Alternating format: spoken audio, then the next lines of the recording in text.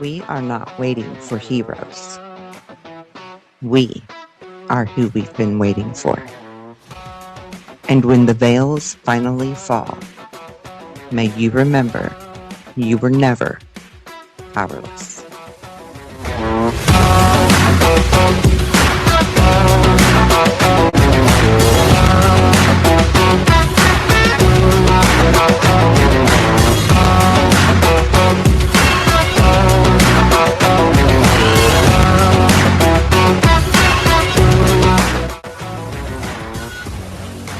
Some truths are whispered, some are buried, and some are remembered. We were never meant to live asleep, never meant to fear our own power, and never meant to forget who we are. They told humanity to look outward for salvation, while the greatest technology in existence was already within us. The mind, the soul, the human spirit. I am Earthsong, a voice for those who always felt there was more beyond the veil. This is not just another channel. This is a beacon, an awakening, a place where ancient knowledge, hidden truths, consciousness, human potential, and the mysteries of our reality collide. So grab your coffee, question everything, and remember who you are. Because disclosure is not just about what's out there. It's about what's awakening within us. Welcome to Deja Brew, waking you up to truth, one sip at a time.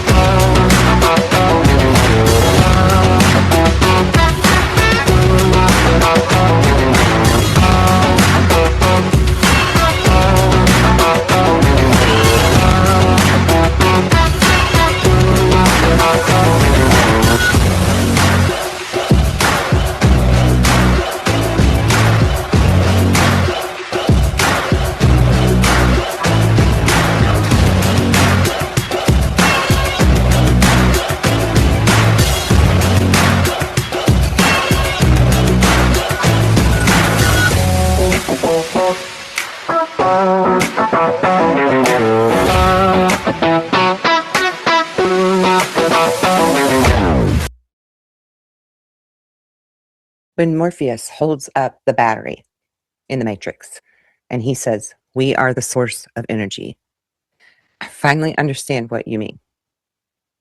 When the guys made the Matrix, they knew exactly what they were talking about. Wherever they got their information from is very, very interesting. Once you realize what's going on, we go, "Oh my God, we are so bloody dumb." My God, we are so bloody dumb. The manipulated history that we find seems to be created and recreated for us on an ongoing basis. And this is what's becoming a little disturbing, but at the same time not surprising, what's going on here. There are places that we don't know about, that we should know about, like the Towers of Bologna in Italy. This is a drawing from the 1700s. How many of you have seen the Towers of Bologna? That until 200 years ago, the city of Bologna had more than 200 towers, up to 50 meters tall. They're all gone. And then suddenly you start stumbling upon an empire that until the late 1800s was a well-known empire across the world.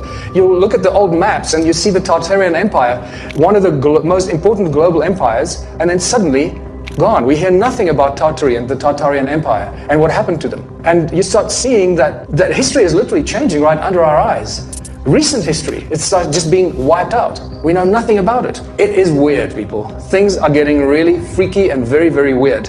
And you see evidence of these things all over the place. You see very large buildings that, with the 2 or 3 bottom floors are just completely covered in mud, and then they just leave them like that, and they create the entrance on the higher floors to that same building. The reason I'm bringing this up is that if the news that we have coming from the media is fake, Imagine how wrong all of our history is. And all of this, the fake news and this potentially fake history, is just adding to the great human puzzle and making us even more confused about who we are, where we come from, and why we're here. You know, We are energy. We can control energy. Everything we've ever been told is a lie. But we're waking up. So we're learning just exactly who we are, what we can do, and where we're going with it. Welcome to Deja Brew. our institutions keep telling us that the ancients were primitive, and they looked something like this. And they built countless megalithic structures with their very primitive tools, like we can build them today. And they left behind these incredible places from times that we cannot remember. And we have no idea when these things actually happened. Some of them we speculate, and we're probably very wrong.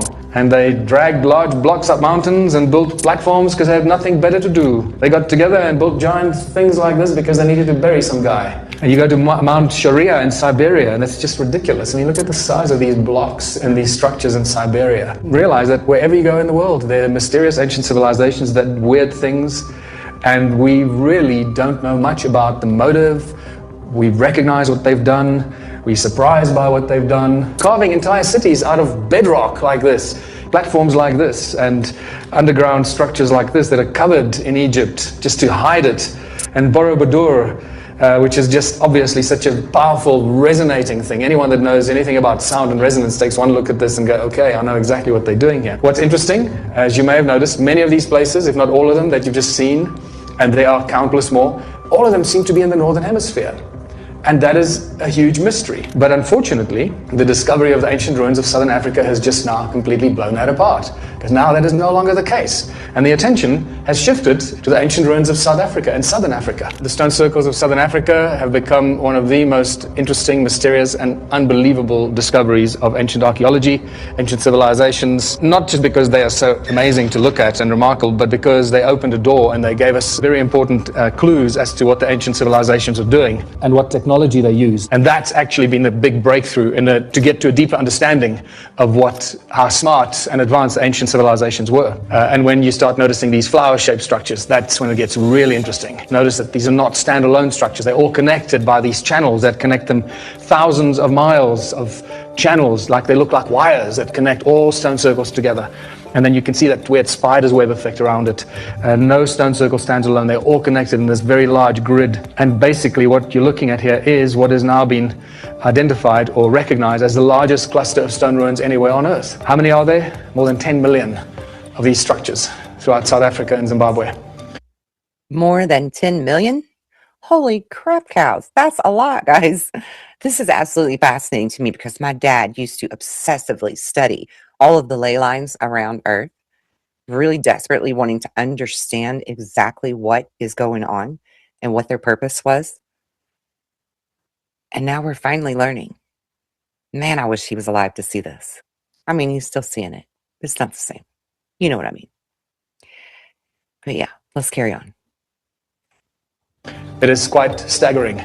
10 million is not a small number.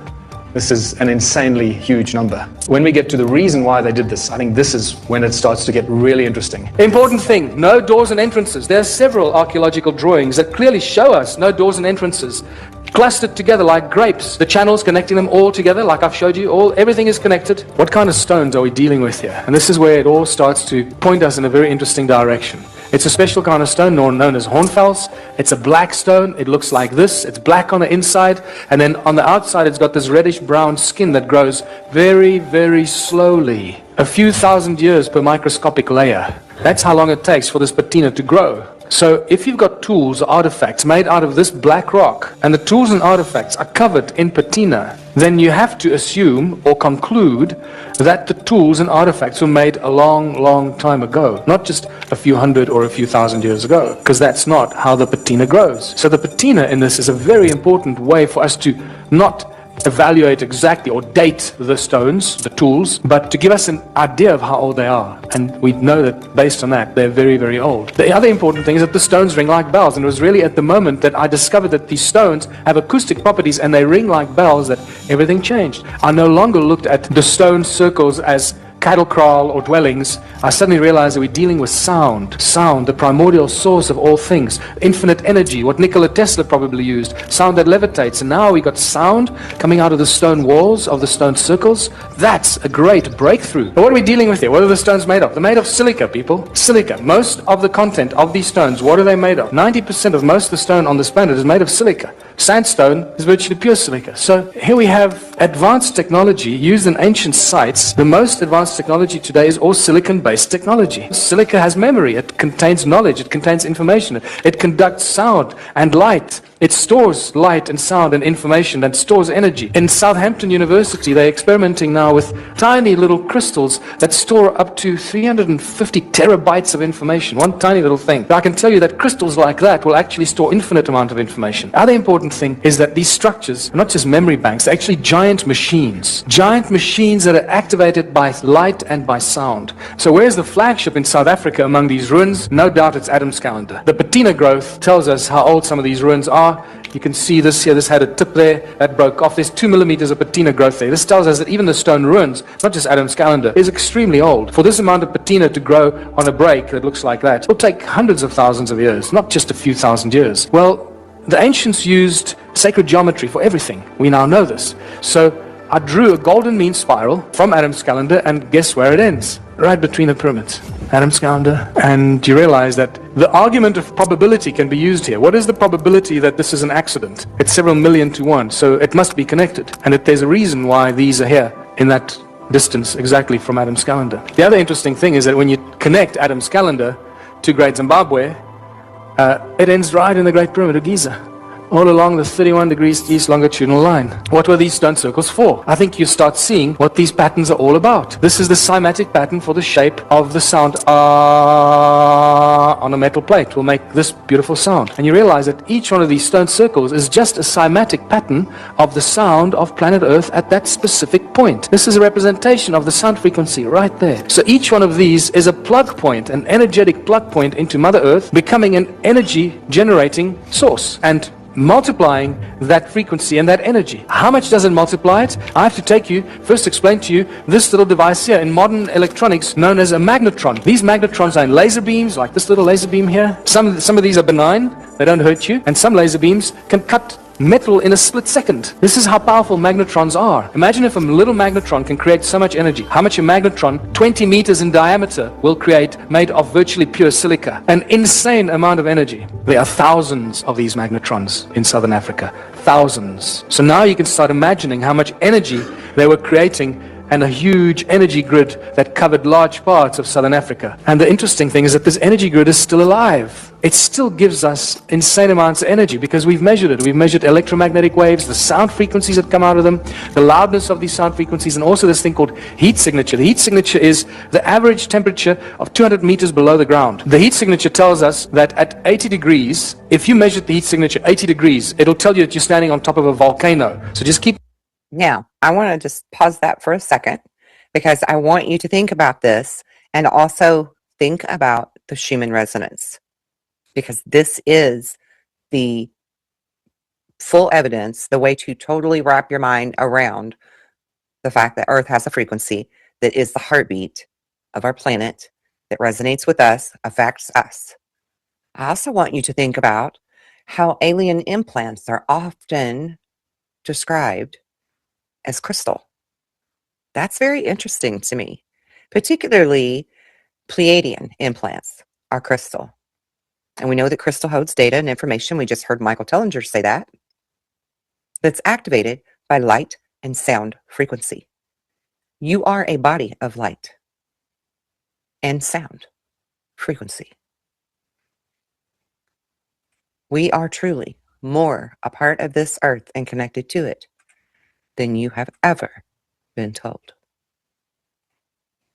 Keep that in mind. Then we got to Adam's calendar. As you enter, this is the circle that you see from space. As you walk into this imaginary circle, the heat signature is 9.5 degrees. As you walk into that circle, there's no circle. It's an imaginary circle. It's just to 77 degrees. It's like literally 9.5 degrees, 77 degrees. What the hell is going on? Something strange is going on that we don't understand. between these two calendar stones, it goes up to beyond 80 degrees. Now the measurement is telling you that you're standing on top of a volcano, and yet it's just bedrock, it's just sandstone. And then we measured the sound frequencies, nothing, just ambient noise. As you go through this imaginary circle, it goes beyond 375 gigahertz of sound that we're measuring. As far as I know, this kind of sound frequencies have never ever been measured anywhere on planet Earth that we know of. That brings me to the Earth grid, because it seems that all these ancient sites on Earth, Adam's Calendar, the Great Pyramids, Pumapunku, they all seem to be built on these nodal points, these energy points that have, there's Adam's Calendar right there, there's Giza. And this is really interesting because it seems to be some sort of an energetic code encoded into planet Earth that's mirrored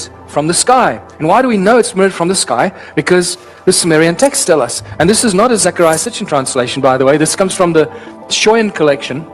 And this is what it says. In the distant days, in those days after destinies had been decreed, after An, who was Anu, and Enlil, his son, had set up the regulations for heaven and earth. That's interesting. Regulations for heaven and earth. Enki, the exalted knowing God, by the rules for heaven and earth, the fixed rules, he set up the cities. So they're suggesting that there's a grid of energetic rules in the sky that is mirrored on Earth, and they set up the cities on Earth mimicking or mirroring this energy grid in the sky. So this points us, David Wilcock first actually discovered this when he started talking about these military emblems and these bands that are encoded. This information is encoded into these emblems. They call it the rules. Remember? The rules. The fixed rules for heaven and earth. And here we have, the military calls these bands around the earth, the rules. They don't know where they come from, but they've always been there. Some sort of an energetic grid around planet Earth. Well, this is deeply encoded stuff, people. So the fixed rules, the energy grid around the earth is actually encoded in the modern military emblems. All of them. And we now know that all these ancient sites are just giant machines. The stone circles are the trigger point to make us realize that all these ancient structures were just giant machines built to generate energy. For what? That remains the mystery. We know that these are machines because sometimes photographs like this show us that energy is still coming out of these giant machines. Stonehenge, very obvious energy device. And then these ancient sites in Egypt are just technology on a gigantic scale. The obelisk rings like a bell, and you realize it's an antenna. And when you start looking at these structures in Egypt, you realize too many pillars, not enough space. This is not for praying and offering food and going to pray to the gods and all that nonsense. This is all just giant technology. There you've got a beautiful amplification chamber with ringing pillars in front of it on a pedestal, and you realize that these are just templates for giant circuit boards. And these guys are just building these energy devices on a scale that we can't do today because we don't have enough money and we have no idea how to do it. And they were doing things that we can't even imagine today. Giant circuit boards, macro processors, and then devices like this, obviously. And you realize that we're dealing with a time in human history that was very, very different from our lives today. And when you go to South America, Sacsayhuaman, it's just another circuit board on top of a mountain. There's another look at it. Borobudur, Indonesia, just amplifying sound frequencies, shooting it up into the sky with a central beam at the top. And this all takes us to Caesar technology. Caesar technology that was only introduced to humanity in 2009, as opposed to laser beams. Caesar beams infinitely more powerful. But it seems that human sound was used to amplify and start these circuit boards. Even the Parthenon in Greece, that was an ancient circuit board. It's really badly destroyed. And they had these amphitheaters. They'd squeeze a bunch of people in there, fill them with fear, make them clap their hands and whatever they do, and all these religious sites as well. All that energy gets channeled down these vibrating pillars and into the circuit board, and it starts the circuit board through sound. And we find these circuit board amphitheater connections all over the world. Amphitheaters, circuit boards, whatever they were doing with that energy remains a mystery. There's another amphitheater connected to a circuit board on top of the mountain there. You can see it badly destroyed. Here's another one in North Africa, in Algeria. Here the amphitheater is right in the heart of the ancient circuit board. And this doesn't stop there. The secret sound activation continues in medieval times and continues in modern times. Temples have just become churches. And you will see the importance of the structures of these churches with the conical towers, the cone-shaped tools that focus the sound into Caesar beams. This stuff is just so brilliant. Our sound is being harvested as energy. It's that simple. Anytime you build a circle, pyramids, obelisks, or domes and cathedral towers, these are all harvesting devices for amplifying and harvesting sound and focusing sound. And this is why all cathedrals, all major churches, all major castles around the world are always built on very powerful energy lines, ley lines, very energetic places around the world. Every time there's a Catholic church cathedral, it's always on a very strategic point. And this is why the mystery of the medieval cathedrals is such an important thing to crack. Architects today just marvel at how these guys built it. With the tools they had in the year 1000 or whenever it was 10 something, when they built these in the 10th, 11th, 12th centuries, we couldn't build it today with those kind of tools. We'd struggle to build it today with modern tools. This is just spectacular. Have a look at the inside. It's so obvious what's going on here. Giant acoustic chamber with a dome on top of it, with vibrating pillars from the resonance of the people clapping their hands or their fear or shouting or singing, whatever they were doing, going up these pillars into the dome. And what's on top of the dome outside of the cathedral are these spires that send the frequencies up into the sky. I mean, this is just so obvious what's going on here. But it gets even better. Now you start looking at this, at the extra features in these cathedrals, and you realize that they're also using this shape of light that amplifies the acoustic effect inside the chamber. Can you see the shape of these windows? Circular, very important, not square, circular or oval, etc. And we start seeing very obvious magnetron-shaped windows. And once you know that light and sound are inextricably connected, if you send light through a magnetron shape, it will create a magnetron effect. The shape of the window will take the frequency of the light and amplify it because it's in the shape of a magnetron. It's spectacular. So the light from outside goes through the magnetron structures into the church, into the cathedral. It amplifies it because the cathedral is just an ambient chamber. And now you got this magnetron amplification of the light that shoots out the spires and through the top of the cathedral. It's like laser transfer. You can take the information of an egg from a salamander or a lizard, you put a laser beam through a fertilized lizard egg, and you point the laser at the infertile frog egg, and the frog will become a lizard. The light takes the information and deposits it from one to the other. That's what happens. The light comes in through the window, takes the information of the light and amplifies it inside the chamber. Magnetron-shaped windows in cathedrals is suddenly a dead giveaway that this is very, very advanced technology that we're only waking up to now. And this is why all of the Tartarian buildings had to be destroyed. It is why they told you to wear sunscreen and stay out of the sun. It is why they lie to us about all of our true history. And who are the they? Well, I'm going to hedge my bets that we can take this road back to Rome as well. But wait, there's more. Because after Michael Tellinger is finished, we're going to listen to something that the Master Templar, Timothy Hogan, and William Henry have to say about energy from the past. So stay tuned.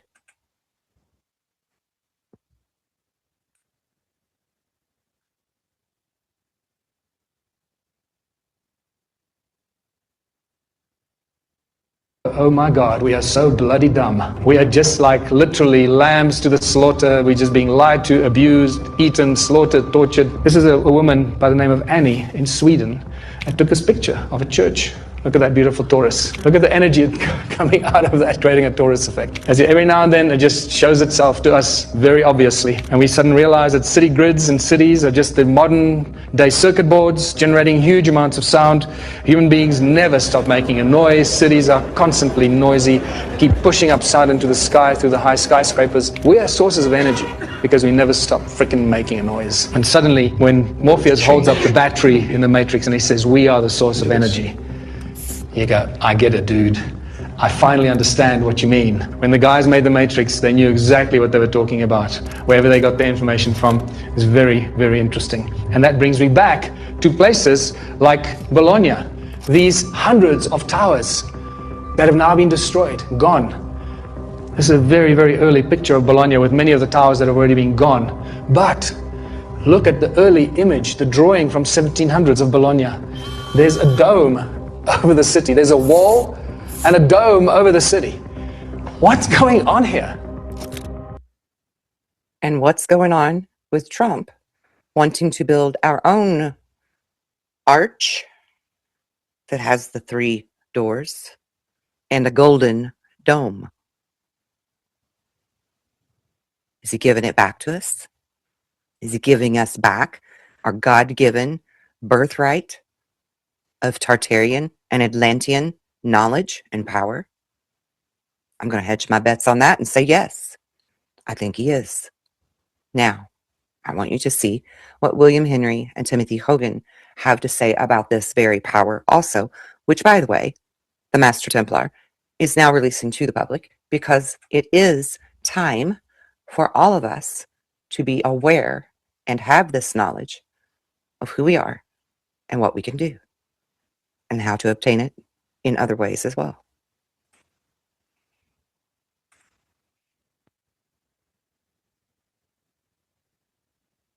With the Osiris, I call it the Osiris device. It's at most notably at the Temple of Seti at Abydos.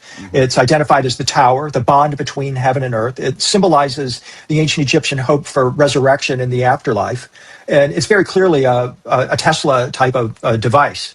I've taken a number of engineers there who instantly identify this as a Tesla device. And what's fascinating about this, Tim, is that the original depiction of the Osiris device that I started working with was a photograph that was taken off a slab from Abydos, taken in 1905 by H.P. Wenlock of the Metropolitan Museum of Art. And in his caption that goes with the photo, he essentially says, we have no idea where this thing came from. Its origins are a complete mystery. All we know is that this device is Osiris, and he speaks from it. He may even live in this device. And again, we don't know where it came from. We don't know what happened to it, but here it is on the temple wall. And this is 1905. This is one of the first expeditions at Abydos that is being funded by J.P. Morgan. At exactly the same time, J.P. Morgan is funding Nikola Tesla to build his Wardenclyffe Tower, his free energy device. And you put the Osiris device next to the Wardenclyffe Tower. Let's just get this clear, though. Because J.P. Morgan was the one that was very instrumental in shutting down the funding for Tesla because he realized this wasn't something he could make money from. And that is when we started seeing these cities being built, like those circuit boards and those grids that we have seen in the older building style, but with flat roofs, flat ceilings, to where they just simply can harness our sound energy, and we don't get the upgrade from the light frequency because they wanted to enslave us to make money. Think about that, because I believe I'm right about that.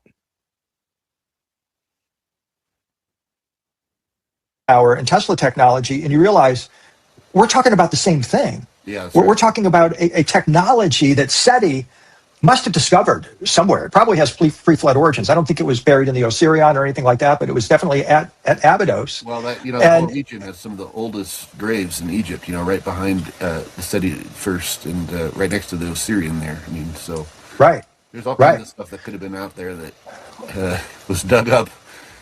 So if you'd like, I could share my screen. We could flip through a couple of slides. You want to? Okay. Yeah. So just moving through here, please jump in anytime, comment, Tim. This is the Osiris device right here. It's called the head of Osiris. His body's dismembered into 15 pieces. His head is hidden at Abydos. And this is his head. That looks nothing like a human head. Right. What we're looking at beside it is the hieroglyph for that head. And when you take the serpent on a pole we just talked about a moment ago, which is the Nehushtan of Moses, and put it on top of the portal symbol there in the middle between the two Tet pillars, you get the Osiris device. Yeah. And this represents Osiris, the god of resurrection, came from Orion, said, you're going to follow me in my pathway. I first learned about this in 1994, looking at this line drawing of it right here, and I'm like, that's a piece of technology. Yeah. I've seen this before, kind of a thing. Having plumes of almond on top of it. The two tablets, yeah. And it's got this pillar, and the base of it, that looks like the Ark of the Covenant. Right. To an early student, the Ark is carried on ring posts like this. I'm thinking, that's the Ark of the Covenant. Yeah. But this is what the Ark usually looks like. You don't see a pillar attached to it. You don't see tablets. You don't see any of these other accoutrements that we're talking about here. And so the Egyptians called this the tower. And Tim, they say that this came from the eldest land. Isn't that Zep Tepi? Yeah, that's right. The eldest land, that's like pardon me? Or Utland, was as it was mentioned in Edfu. Utland. Yeah. So Richard Wilkinson says it functions as a symbol not only of Osiris in his literal earthly domain, but of the hope for the afterlife. Alan Alford called it the bond between heaven and earth, and said it actively facilitated Osiris's resurrection to Orion. Now, here's the Ark of the Covenant with all those components we've been talking about, the manna, the oil, the tablets, the rod. And what I did is I looked at that and I said, that looks like a Lego kit. I think you're supposed to assemble that. And when I assembled it, I got the Osiris device. Yeah. The two tablets in the ark are those ostrich plumes. The rod is the central pillar of the head. The box is, it's like, okay, there's a correspondence going on here. Or what if there's a correspondence? Is it possible that Moses, when he left Abydos, where he was trained in all the wisdom of the Egyptians, took this with him? Mm-hmm. And the Pharaoh's pissed, and he's chasing him down, going, bring back the resurrection machine, right? Mm-hmm. Yeah. And because this is what SETI had used it for at the time.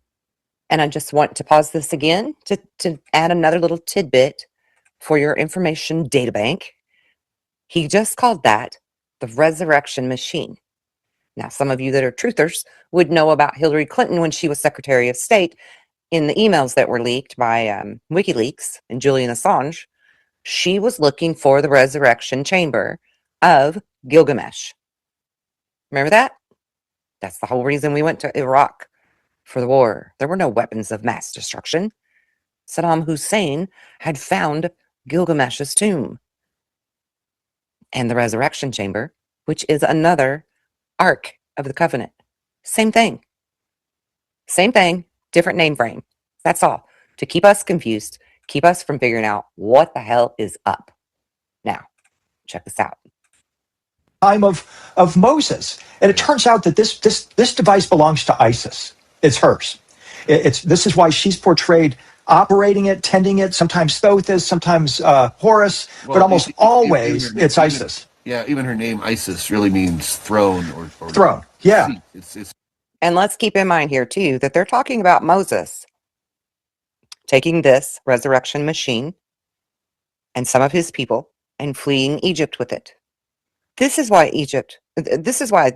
we have the story of Moses and the Exodus. And they changed the story around, much like they've changed the story of why Jesus was really here and why he was teaching, because he knew the same information. And he, too, was trying to tell you that you could go forth and do the same great works as he and more.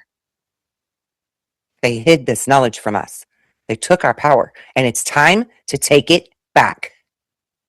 But it means the seat of power. It's the right, the seat of power, exactly. So this is some kind of a power device, and this is the actual slab at the Met in New York City. J.P. Morgan brought it here at the same time he's working with Tesla.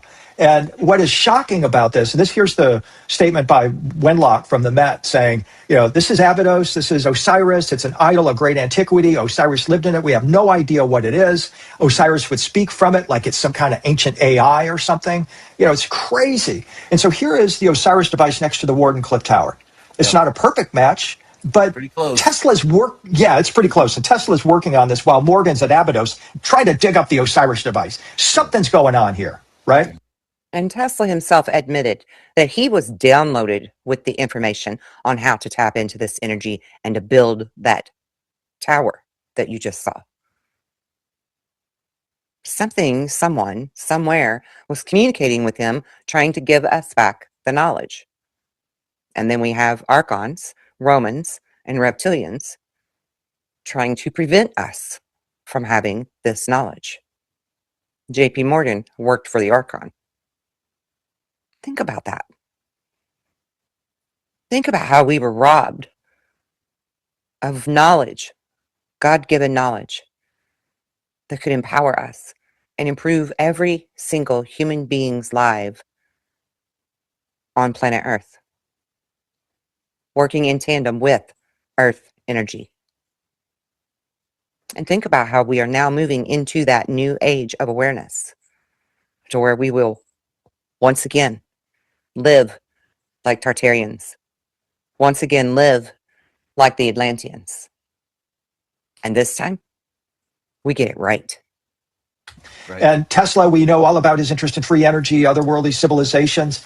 And I'm just asking, could it be that Tesla is remembering, or they recovered something about the Osiris device, this interdimensional technology, and Tesla is trying to recreate it for J.P. Morgan? Mm-hmm. That's me in 2004 on my back at Dendera, looking up at the ceiling, trying to get the Ark of the Millions of Years. Yeah. You're so familiar with this, I know, these boats. Yeah. Some say this is just astronomical or astrological information, but I'm thinking it's really interdimensional. This is the gods on their wormhole boat as transfigured beings sailing from Earth to Orion, traveling not in a spaceship, but traveling through a wormhole. Well, and it's interesting too. Just not to interrupt, but like whenever Please. the arcs are depicted in Egypt, they're also always depicted on those boats, and this is something that makes it a little different from how it's depicted in the Old Testament. But it is interesting the fact that ark is a name for not only the Ark of the Covenant but also a boat. So yeah, a vessel, right? It's a vessel, there, traveling vessel. Yeah. So Okay, traveling vessel. Let me just remind you of a little bit more of a Bible story, the one of King Solomon and his magic carpet ride, and how when he and the Queen of Sheba, which is the Queen of Ethiopia, had a son together, he gifted his son his magic carpet. Where do we find the intact information that was originally written down for us to have that we call the Bible? It's in Ethiopia. Still exists to this very day. So if you really want to understand the truth of where we come from, I suggest purchasing an Ethiopian Bible. For sure. They're traveling somewhere. So next to Sahu at Dendera is this guy sitting on the boat on his feathered throne, feathered because it flies. He's got his resurrection staff, key of life, crown, the ark throne. He's good to go. Yeah. And I always wonder, what would it look like to see that guy coming at you if he's in a wormhole? Well, I think the Egyptians answered that. This is what we're looking at here is 4th century Egyptian, Coptic Egyptian Christ. This is the earliest ascension image of Christ, sitting on a throne with his feet on a footstool. That's the Ark of the Covenant. Right. We've got Ezekiel's wheels on either side, and he's in this magic bubble. We're seeing him face on, but actually this is a vertical experience that's being described here. And I'm convinced this is a crossover from ancient Egyptian technology into the Christian technology. And at Dendera, this is where I found the same boat, but now with the head of Osiris attached to it, Tim. That means this Osiris device, this teleportation machine, this resurrection device, the bond between heaven, it's like it's the mast of the ship or something. Yeah, it powers the ship. It opens the wormhole. Yep. We're just getting eyes on this going, wow, they've left us. This is a 3,000-year-old depiction that was then updated at Dendera in 300 BC. And it's very clearly telling us that this device that, again, belongs to Isis has something to do with resurrection and ascension. Now, what we're looking at here is the Edemisia, the prepared throne of Christ, that's protected by 2 angels on either side. In the detail, you see the throne with the footstool. That's the ark. Right. The book of life, the robe of stars, the cross is a cosmic axis. Yep. The 3 nails are mushrooms, the vinegar, the 2 angels on either side. Yep. This is exactly the configuration of the Ark of the Covenant. It's the same components. Yeah. And so what I'm trying to get at and what I'm asking is, are these all the same thing? Is it an updating or upgrading of this technology? Yeah, I think you're 100% onto the right idea. One of the things that you notice with these arcs, too, at the Egyptian temples is they're depicted at all the major temples. At Dendera, for example, as you're going up the stairs, you can see figures actually holding the ark, and their feet are going up the stairs, but the person in front is looking back at the ark. Right. And then when you're going down the stairs, they have the same thing, but the feet are going down the stairs, but the person in front, his head is looking back at the ark. So, they're always looking at the ark, but it's showing the way in which they're moving and carrying it. And, and you find that at all these different temples. Of course, at Edfu, Temple of Horus at Edfu, they have a good replica of one in the beautiful sanctorum now, but it's... It was clearly, in the fact that they always wait in the sanctum sanctorum, or the holy of holies of those temples, means that was the power spot. That was the area. And by the way, too, when we recognize too that those temples, just like the Gothic cathedrals, were set up based like a human form, where it had 3 sections, where there was the abdomen section, where kind of the common people could go into. There was the mid section, which was more like was more reserved for the inner aspect of those who'd been initiated, and then finally there was the sanctum sanctorum, which was like the head, and where the sacrament was kept. and that's where that arc would go. That's where that it was almost like again an as above so below relationship, because in a way the arc for real, kind of like the pineal gland, itself, within the human head. Well, right, yeah, exactly. In like 1999, 2000, I wrote a book called God Making, which was about our DNA and stories about DNA and this kind of thing.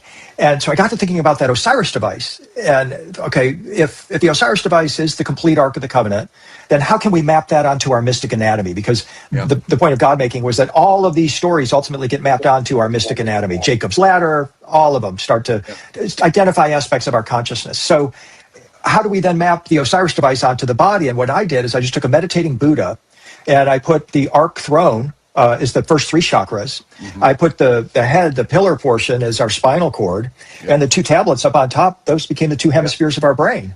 That's right. And the pineal gland then is the oil can that holds Bingo.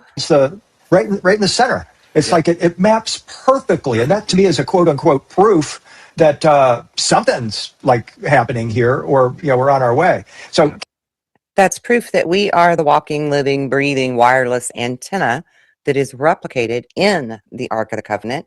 And this is why they depicted people like Jesus in the biblical artistry with a globe around their head. It was their dome, just like you saw the dome over top of Bologna, the golden dome that Trump wants to build over top of America. You have your own dome within you, above you. Can I show you just a couple more slides real quick? Please show them a few more slides here. Okay, so this is 15th century now. This is the Edemisia. You've got a woman in red, that's Mary Magdalene on the one side. On the other side is John the Baptist. You've got the Ark throne. You've got the flask of manna. You've got the robe of light, the book, and the cross. So these are the components of this throne of Christ. He sits on it and ascends, and when he returns, he descends, and it's like it steps down his frequency, like some sort of an electrical device, right?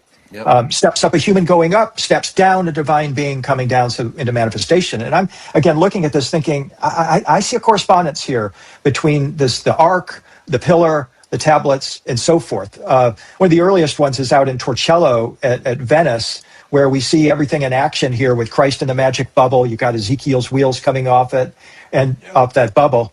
And then beneath him is his throne. And I'm showing the Shroud of Turin here, because when Jesus is in the magic bubble, he's in the same state as that was produced by the Shroud of Turin.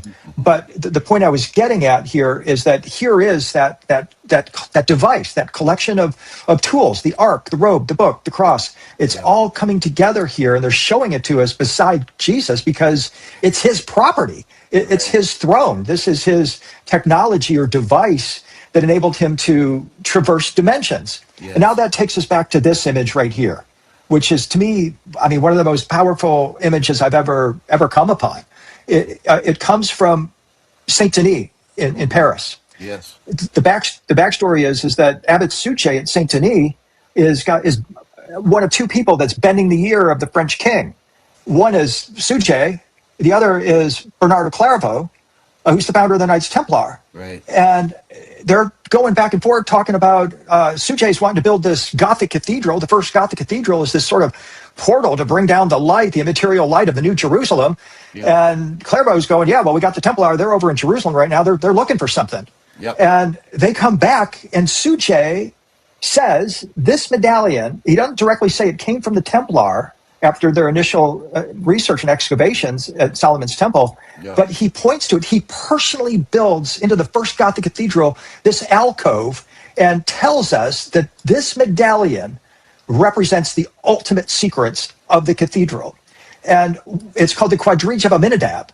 It's the chariot of the noble ones. It's got the ark with the wheels of Ezekiel, with the cosmic axis, with the rod, with the tablets. And I'm saying, wait a minute, that's the Edemisia, but it's also the Osiris device. That's right. And for all this time, I've been wanting to at least get a chance to especially talk with you about this, Tim, saying, are these the same thing? And is it possible that the Templar somehow maybe found a theology based on this technology. Maybe they found the actual head of Osiris. This is why they're, it's not John the Baptist decapitated cranium in those paintings. It's the head of Osiris. Let me share something here real quick. So I'm going to pause him before he answers, just because I want to add to this and say that the Templars took all of this artifacts, the Holy Grail, the secret teachings of Jesus, because they were the original disciples, by the way. And they brought it to the Americas because they wanted America to be the new Jerusalem. And you don't have to take my word for that.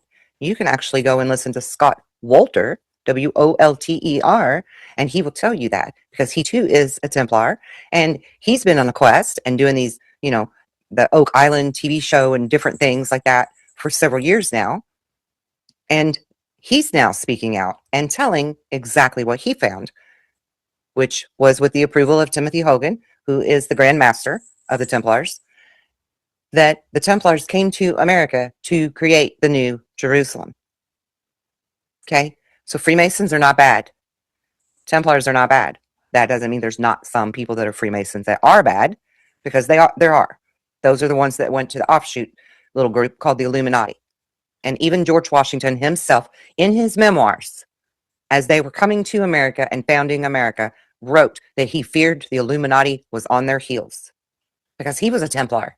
He was a Freemason, but he was a good guy kind. He didn't want to play the game that they were playing, the Illuminati, who is tied in with Rome, who's tied in with the Queen, who's tied in with the 13 families. Okay? This literally explains everything. So I hope you're enjoying this, because this is our true history. Myself. Cool. All right. There's Tim. Okay, right. So here we go. This is in the Om Seti room at the Temple of Seti I at Abydos. And if we look closely here, what I'm pointing at is it's a little hard to see, but on the wall is an ark. It's very faded. All right. It's an old hieroglyphs of an ark, and then surrounding it are 3 red Templar crosses. And it's because this is where the Templar. So the Templar Order. One of the things that we found in our archaeological digging over the centuries was we've recovered 6 arks. So we found 6 arks, but the first one we found was here at the Temple of Seti I at Abydos, and it's we're hoping to reveal all these arks in the next year or so. We got them in 2 vaults right now here in the Americas, but we brought them over here to the Americas after. Well, first we brought them to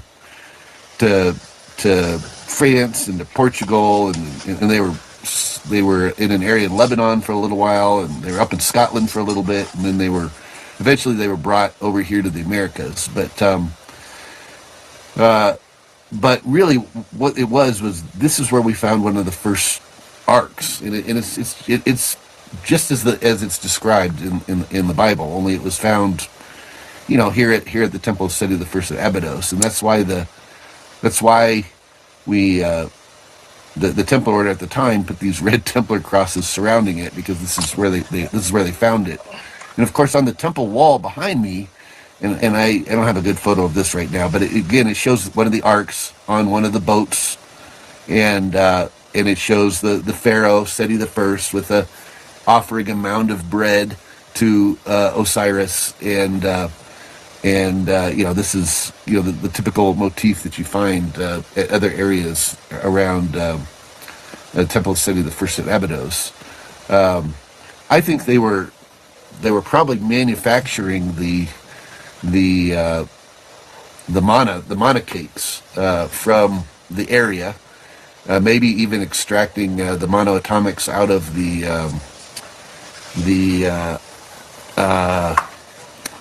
I guess it would be the Osirian there. I think has a spring in it. I think that's what's filling up with water all the time. Right. They determine it's not water from the Nile. I think it's from a spring of some kind. And I think what's happening is, usually what happens with monoatomics are they're produced deep down in the earth, with the pressures of the earth, and then they're pushed up volcanically and deposited in the soil, and plants absorb it that way. But it can also be absorbed into spring water. And this is why they forced everybody to be on public water. And it's also why they took away your copper pipes in your plumbing. Because the monoatomic gold that heightens your psychic ability and enlightens your pineal gland is found deep within the earth in the spring water, including the hot springs. Remember this cross, because this is the cross that holds all the secrets. That is the cross that we will bear the truth of now, once again. Because that's pushed up volcanically as well. So, when it's pushed up with the other minerals and everything else, it's quite possible that they were just extracting these monoatomics out of the spring water there at the Osirian, and then converting them into these cakes. I don't know that for sure. That's just a theory I have. They're doing something there at the Osirian, but it was it was a pre-cataclysmic technology that SETI had come across. Okay, I'm going to pause this to bump ahead a little bit, but I do want to point out that Abydos is only 30 miles from Luxor, where King Solomon's temple was, and it's also approximately 60 miles from Dendera, which was Hathor's temple, that my team on Beyond the Veil just did 2 shows on. All of this is connected. All of this matters. And that monoatomic gold that he's talking about, that they made into white cakes, it's in all of the Egyptian hieroglyphs as little cakes that are in their hand, or little pyramid shapes that are white that are sitting in their hand. Because they're telling you without telling you. It's right there in plain sight. We just didn't know what we were looking at. Into the ocean kind of a thing. Right. And so one thing I learned is that at that level of consciousness, in that altered state, you can call in historical figures and speak with them. And so I said, well, I've had this obsession with SETI for a long time. I want to go talk to King SETI. Yeah, cool. And so I get to his temple. I'm intercepted by Ramses the Great, his son.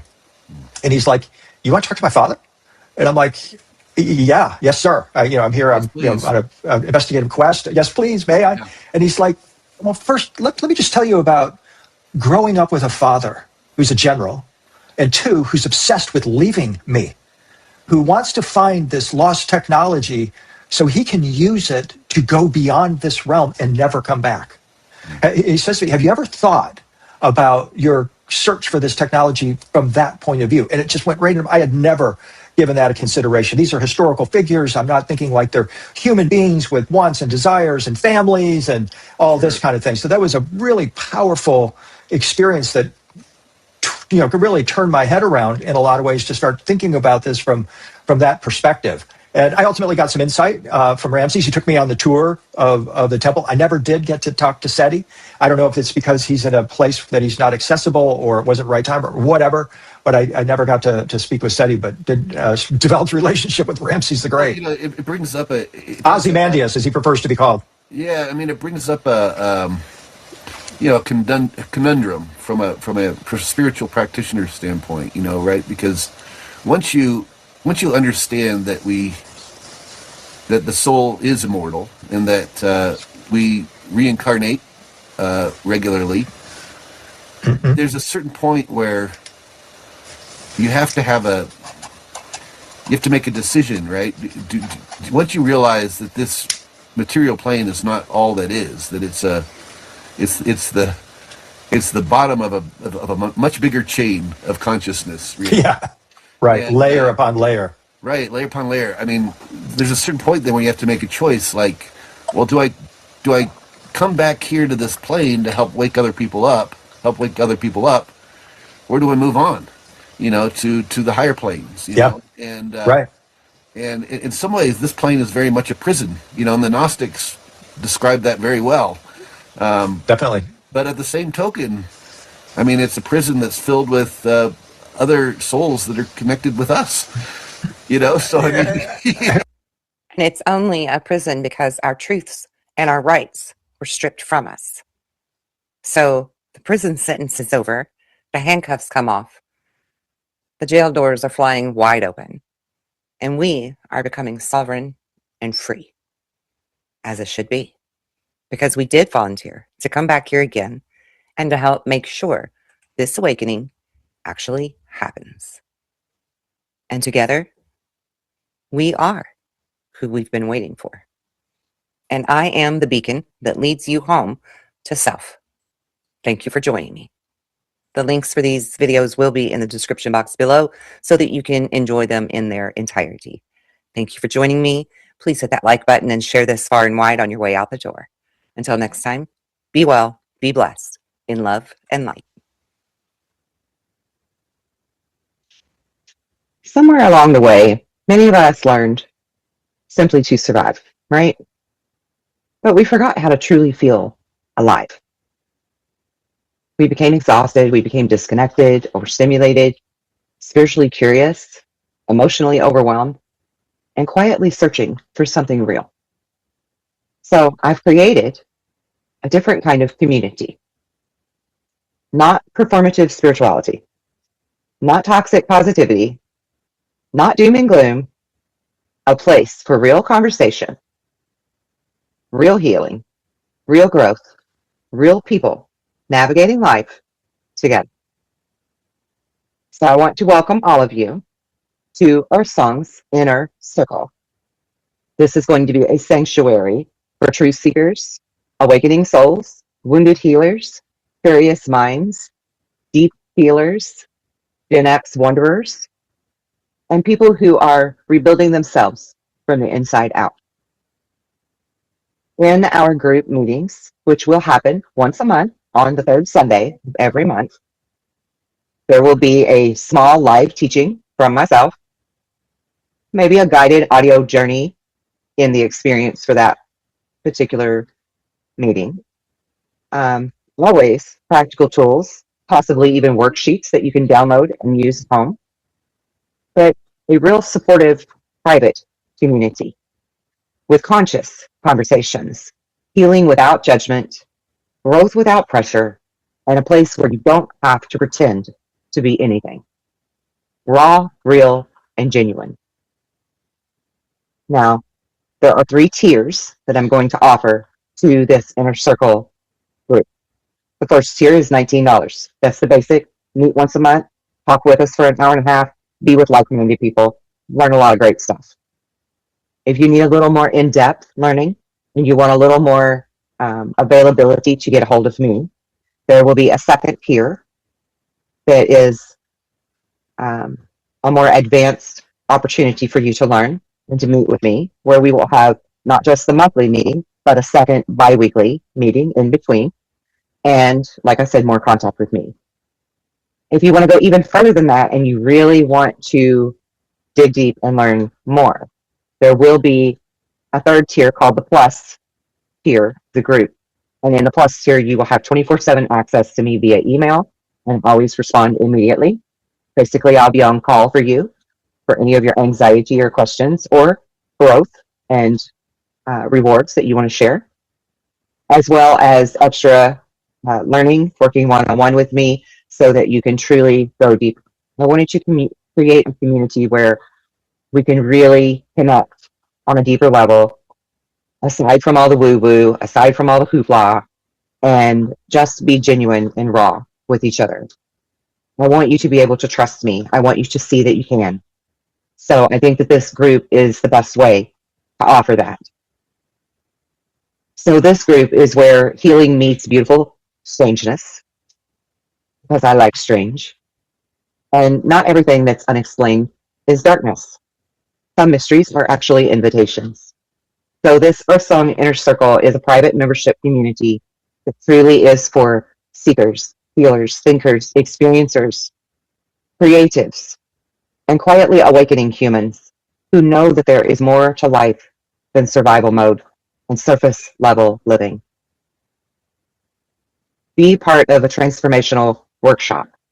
Be a part of a consciousness laboratory. And a little bit candlelit library hidden somewhere between psychology, spirituality, and forgotten architecture of human potential. Again, inside of the Inner Circle, we will explore identity reclamation, emotional healing and nervous system repair, shadow work without shame, consciousness expansion, intuition development, symbolism, synchronicity, and archetypes, quantum mindset and timeline work, the deeper patterns behind human behavior, ancient ideas through a modern lens, and the beautiful Lovecraftian corners of reality that invite wonder instead of fear. This is not a place for a doom spiral or cult behavior or even performative enlightenment. This is truly a grounded sanctuary for people that are rebuilding themselves from the inside out, much as I have done. And again, the membership will include monthly live teachings, exclusive audio journeys and consciousness activation, downloadable worksheets and transformation tools, private community discussion. You know, we're going to be like Vegas. What happens in our group stays in our group. Early access to books, projects, and workshops. And that will be another perk, actually, of the second and the third tier. You will get some percentage off for each tier of any type of new projects, workshops, or books that have coming out if you're interested in purchasing them. There will always be a Q&A session for every single meeting and guided exploration. There will be new monthly themes focused on healing, awakening, empowerment, and self-understanding in each and every meeting that we have. Some doors are meant to remain closed, perhaps. This one was built for those who are ready to walk through. So I encourage you to join me at Earthsong's Inner Circle. Awaken gently and remember deeply.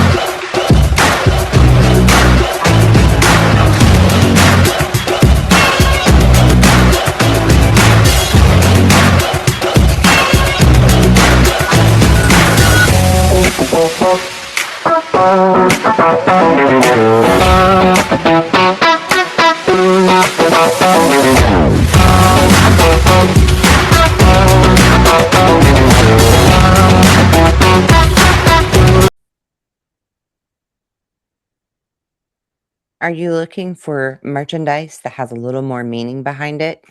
Shop the Earthsong Lovecraft merch collection, featuring statement t-shirts, inspirational coffee cups, handcrafted candles, and unique pieces of jewelry created for people who like their truth with a little personality.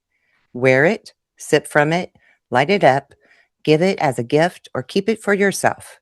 From Deja Brew to navigating life, there's something for every part of your journey. Shop the collections now at earthsonglovecraft.com.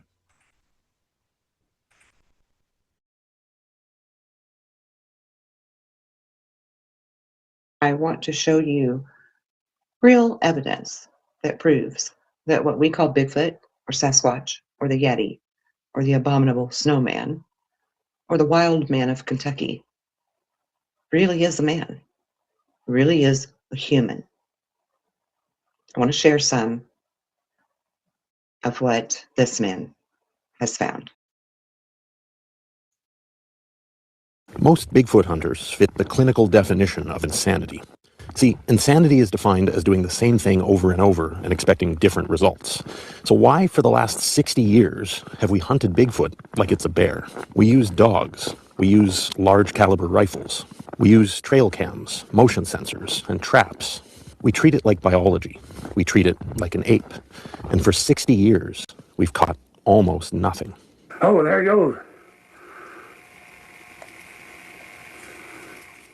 So we have two choices. Choice A, we're all delusional and tens of thousands of witnesses worldwide are hallucinating. Or choice B, the creature is real, but our methods are fundamentally broken because our understanding of what it is wrong. David Paulides, the guy behind Missing 411 and the creator of the recent American Sasquatch documentary, tells this story that haunts me. And it's not about the disappearance of a person this time. It's about the disappearance of logic. I'm a fisherman. I like to fish. And when I'm fishing, I'm fishing. I'm not thinking of much else. Coming out of a spot one time, and probably 15 feet from where I was fishing, just up the trail, pick up another trail, right at that bend, there's a track right there in the middle of the trail. Right where I would be looking, unmistakable, one track. No sound, no smell, no nothing. It was not there when I came in, but it was there when I came out. So as an example, I put my foot down next to that track, and I couldn't indent in the ground at all in the dry part that it indented into. Now, before you write this off as just another campfire story, you need to understand something. This is not an isolated incident. We have reports very similar to this one from all over the continent. I've even experienced a version of this myself. Recently, on my trip to Radium, British Columbia, Canada, I came across a massive footprint sunk deep into the forest floor. Just one. This lone print was so clear that I could even stick my finger into it and feel the impression of the creature's big toe. But there were no tracks leading up to it, and no tracks leading away. It was like something extremely massive and heavy just put one foot down on the ground and then moved on somehow. Now, I just want to interrupt this a moment to say to you that as you watch this and as you listen, don't think about Bigfoot as a creature. Think about Bigfoot the way that we know about giants. Giants of the past. Giant skeletons that we have found with slightly elongated heads. I personally have seen Bigfoot within 3 feet of me. I stood face to face with this man that was not your normal human. And this one actually wasn't even a man, in my opinion. It was a boy, but it wasn't full grown. He was not a full grown man, and he was taller than me. But his face looked as young as I was then, and I was 17. He looked young. His eyes were kind. They were not dangerous. I was not afraid. My mother was afraid, who's seen it from a distance. My boyfriend at the time was afraid, who ran and locked himself in the car on the side of the road. We were out in the woods looking for my brother's dog. And I walked right up on it before I realized that he was there. He clearly could have hurt me. He was much stronger than me. But he didn't. And then again, 4 years ago, the place that I had lived for 5 years, there was one of those there. And he would come and watch me at the edge of the woods while I meditate in the yard, or sing, or dance, or make flower ringlets with my daughter. He never tried to harm me. Actually, he would leave me gifts. And I started leaving him gifts of food, books, a tackle box that he loved. We gave him a basket. We gave him painted rocks. He was kind. And we could hear them talking in the woods. It was almost something you could understand. Now, in my learning of the Basque people, because they're my DNA, they're my ancestral lineage, I learned that they knew of a Botswana. The Botswana were a people of the forest, lords of the forest, caretakers of nature, who had deer as pets, which also makes sense to me. Because one of my older brothers shot a very young deer once upon a time when I was younger, and as he tracked it, he found a Bigfoot holding it and sad and angry at him for shooting the young deer, yelled at him for shooting the young deer, and then carried the injured deer off with him. That story always stuck with me. Yes, they are very strong, and they're quite large, and we do have lots of giant bones that the Smithsonian always wants to come and gather up and hide away. Elongated skulls that they don't want to talk about. They would rather you assume that it's some alien than to know who it truly belongs to. In doing my Sunday services and preaching the truth about Jesus and digging into old scripture, I have learned that the Gentiles, even by the Peruvian elders of today, they will tell you the Gentiles were a tall group of humans who had supernatural ability. And they were typically of white or Caucasian skin and knew how to do amazing things that no one else understood how to do. Then you go back to the Basque people, and they'll tell you that the Botswana were not only the lords of the forest, but they taught the Basque people how to do agriculture, irrigation, turn metal into an axe or a hammer or a hoe. This is why the giant bones are hidden from us. And this is why they would let you just assume that Bigfoot is a myth. Personally, I think I've even found enough evidence to say that they are Neanderthal man, still alive today.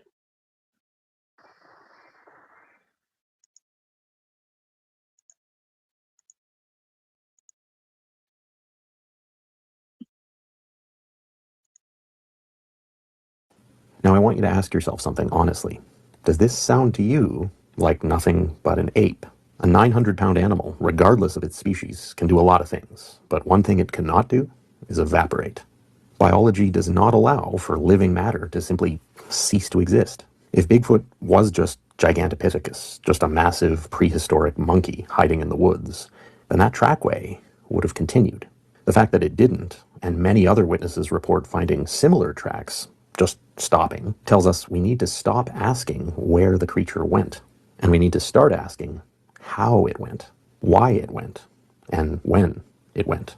See, for 60 years now, we've tried to fit a square peg into a round hole. We keep looking for a big, dumb, undiscovered ape. But the evidence, the real evidence, suggests we're looking for something else entirely. You know, we have examples of like the cuttlefish and octopus called chromophores. So it's not a total stretch of the imagination that there's other life forms on land that could do something like that. So we don't have enough evidence to know exactly what these Bigfoot are doing, but they seem to either be able to locate, bilocate to another location really quickly so that they literally vanish in front of you, or they seem to be able to shift to another frequency. In my view, what paranormal is you have dark matter plus charge clusters, compressed charge clusters equals all sorts of really interesting stuff.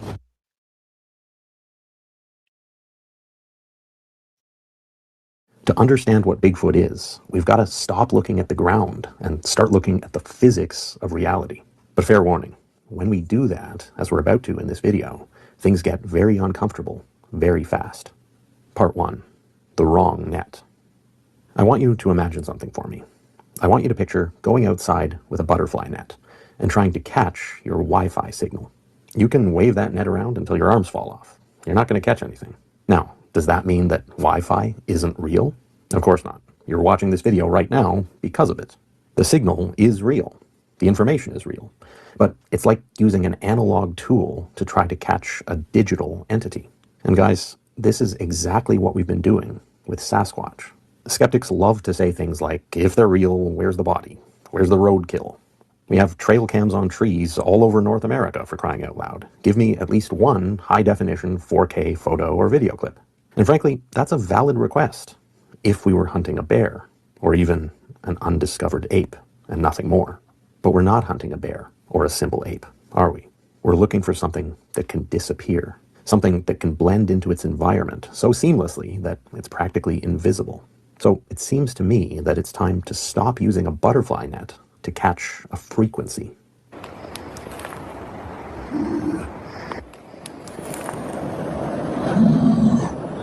Okay guys, I'm getting out of here. Are you enjoying this video, guys? I certainly hope so. I put a ton of research, time, and effort into these. So if you haven't already...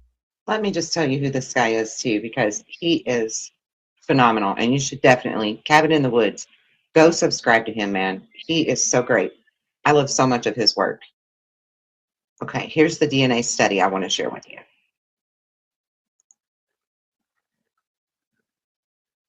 Study out of the room, right? Why am I even bringing it up?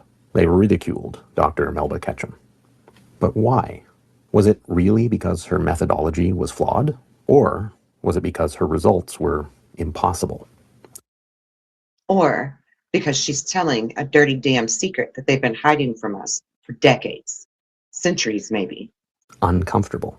Now, the Ketchum study deserves its own deep dive, but for now, let's just go over the fundamentals. The study analyzed over 100 DNA samples attributed to Sasquatch, hair, blood, tissue, and the results were consistent. But they weren't what anyone, including the research team and Dr. Ketchum herself, expected. In fact, they were far more disturbing than anyone could have imagined. Dr. Melba Ketchum is a believer. She's also the director of the Sasquatch DNA Project. She's our guest this afternoon, and I'm sure that you get a lot of people who say, come on. Yeah. What's this done to you? You said it's been actually kind of hard on you. Oh, it's been rather painful. I was naive when I went into this. I thought science would welcome new information if it was available. I didn't believe it. I didn't think they existed when I started this. After years of analysis, it was determined that the mitochondrial DNA, the lineage passed down from the mother, was 100% human, modern human, passed down about 15,000 years ago from the Middle East. But the autosomal DNA from the father's side came back as unknown primate. Not a chimp, not a gorilla, and certainly not a human. They are... And perhaps it's unknown because they don't really have any Neanderthal DNA, or they don't want to talk about Neanderthal DNA. Like, seriously. We need to consider that. Because what else have they lied to us about? Type of people. They're a human hybrid, we believe, and all the DNA evidence points to that. Now, in any other field, this would be the discovery of the millennium. But because it didn't fit the mainstream scientific narrative, it was tossed out. Everyone said the samples must be contaminated, and they refused to even look at the data. Well, now, the Houston Chronicle tested this, though, and they sort of questioned No, the your Houston findings. Chronicle did not test it. The lab that they wanted us to share with did not test it. They wanted to look at some of the genome. They didn't even get the whole genome. They did a very cursory thing. They wouldn't even talk to me on the phone about it.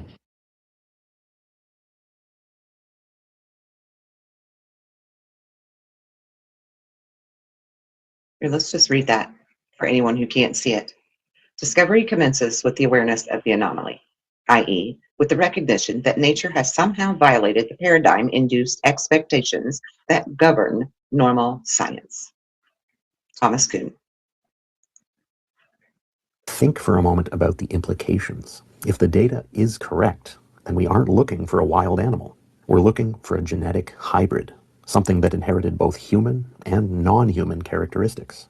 And if they are a hybrid species designed with unknown paternal DNA, Maybe that unknown lineage grants them abilities that we don't understand. Maybe it grants them the ability to easily evade our clumsy, primitive tools. In criminal forensics, if the DNA places a subject at the scene who shouldn't be there, we don't just throw out the DNA. We don't say, well, that subject is in jail, so the DNA must be wrong. No, you change your theory about the crime. You ask, how did he get out? Or how did someone or something get his DNA? Science threw out the results of Dr. Ketchum's Sasquatch study because those results were uncomfortable. But here at Cabin in the Woods, we don't care about comfort. We never have. When it comes to this research, we only care about one thing, the truth. And the truth is, the ape theory, it's a dead end. This means we really have no choice but to broaden our search and evaluate the contents of our toolbox. And to help do that, we need to expand where we look, when we look, and who we turn to for answers. Now, just before we dive deep into the incredible evidence found in indigenous cultures around the world, I need to talk to you guys for a second. And like other parts of this episode, it might get a little uncomfortable. If you've been following my research for a while, you've probably noticed that there have been a few more sponsored segments in the videos lately. Truth is, the research for these episodes, digging into archives, interviewing people, verifying sources, and a huge amount of video editing, it all... Yes, he does an incredible amount of work. And I can vouch for all of the editing and how challenging that is. Now, I want you to hear the story of the global witnesses. And then I want to show you something else that I found. Global witnesses. One of the most arrogant things we do in the modern West is to assume that we were the first to figure things out. We act like history started in 1776, and we apply that sort of thinking to Sasquatch as much as anything else. But the people who have lived on this land for 10,000 years or more tell a very different story.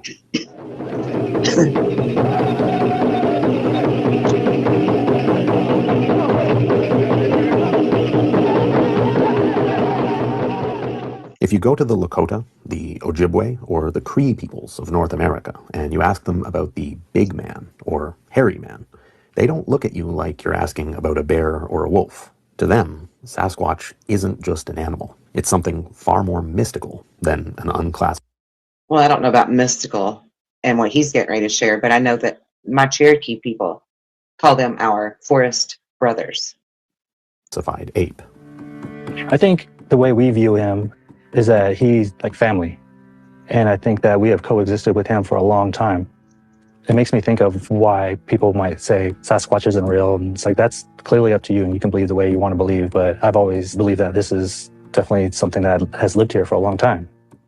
Many indigenous tribes classify these beings as star people, guardians, spirits. David Politis shared with me that the Sasquatch, quote, walks.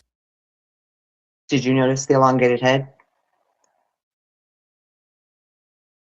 Do you see his elongated head? See?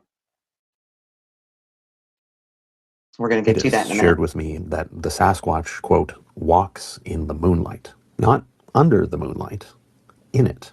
As if their relationship to the very light of the moon was somehow different. This rancher kept a journal, dated it, unusual things that happened to him. He was running cattle up near the Oregon-California border, and he kept them up there in this temperate climate during the winter. And they lived with the Native Americans in that area during that time. Man said that at one point, a Native American is walking by him with this plate of fresh meat. And he asked, "Where are you going?" And he says, "Can't say," and he walks away. Well, this rancher was good friends with the elder, so he walked over to an elder and said, "Hey, what's going on? What's all the secrecy?" He goes, "Oh, it's okay." A couple of days later, he sees the same thing, going up towards these cliffs. Finally, the elder says, you want to see? Yeah. Okay, we got somebody that lives up there, won't hurt you, doesn't look quite like us, has hair all over its body. Takes him up there. They feed him this meat. Very passive, polite Bigfoot. They come back down, the rancher's stunned. Where'd it come from? The native says that a couple times a year, this flaming moon comes down from the sky, settles on the meadow right here, and 2, sometimes 3 of the crazy bears come out of the moon and jump down on the land. See, the indigenous history has never claimed these beings are simply animals. We did that. We imposed our taxonomy on their history because that fit our comfortable narrative and kept the West feeling safe in their own backyards and in their beliefs. But the ancient beliefs, held by the people who have been here longer than anyone else, they're not just limited to North America. As you're about to see, they're global and they're consistent. Journey with me for a moment to the land where a very good friend of mine who has helped me with this channel, Josh, lives. The land down under, Australia. Here. Okay, and I will share his link for anyone who would like to watch the rest of this because it is very interesting. But on to my point.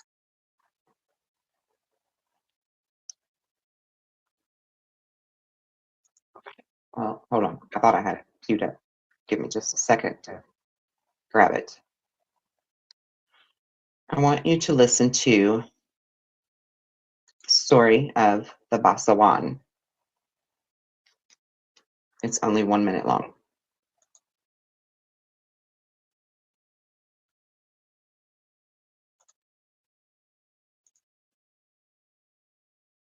Here we go.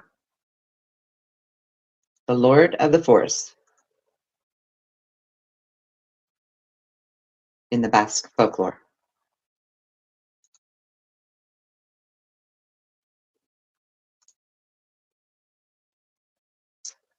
Give it just a minute.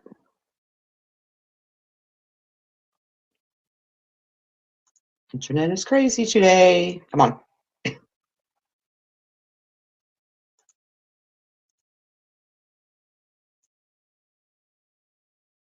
Mythological character in Basque folklore. Known as the Lord of the Forests and Protector of Nature, he is found in isolated and inaccessible areas, watching over trees, animals, and the balance of nature. The Basawan is often represented as a tall, sturdy being covered in hair, whose appearance is similar to that of a wild man or a giant. He is known for leading and protecting shepherds and their flocks, as well as teaching skills, such as agriculture and metalworking. Whenever a storm or wolves approached, the Basawan would cry out and whistle to alert the shepherds.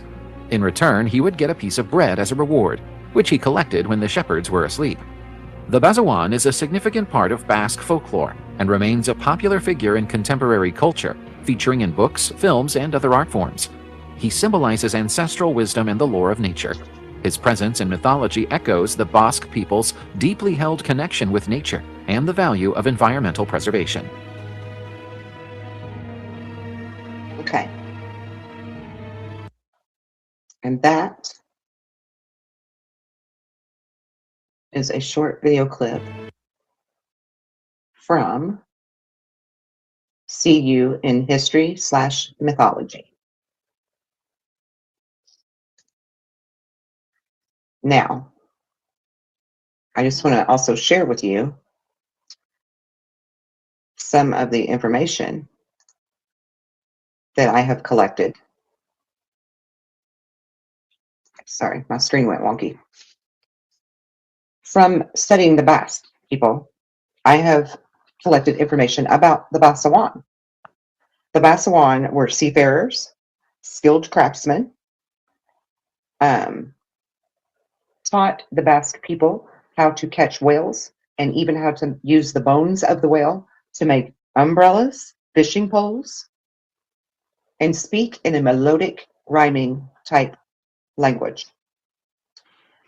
They are known as the Gentiles. Now, what I've learned about the Gentiles, because I've never really understood what that means other than they're pagans, right? And the Basque people as well, I believe, are Gentiles because of the blending of the culture with the Basawan. But the true meaning of a Gentile is someone who is taller in stature, stronger in stature, and has supernatural abilities. Oh, I might add, sometimes they're shorter than the average person instead of taller. And they are very much human, okay? They just have a little bit more of a cone shape to their head. But the Gentiles were the ones who already knew how to be in one with nature, the land, the animals, each other, And even Jesus said, and I covered this last Sunday on my Sunday sermon, Jesus said when a Gentile came to him for help, he was shocked and he was humble because he didn't expect a Gentile to ask for his help because they already had it figured out. He was there to share his message with the people of Israel to help them figure out what they should be doing right. Because remember, it was a very perverse land, okay? And in my opinion, a lot of things still are. But the Botswana they built dronas, is that what they're called? The big round rock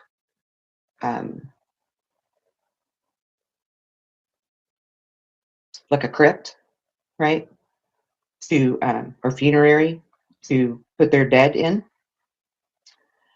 And also the Botswana, according to the Basque, are the ones who built the megalithic and the monolithic structures. They were the stone builders. They built pharaohs.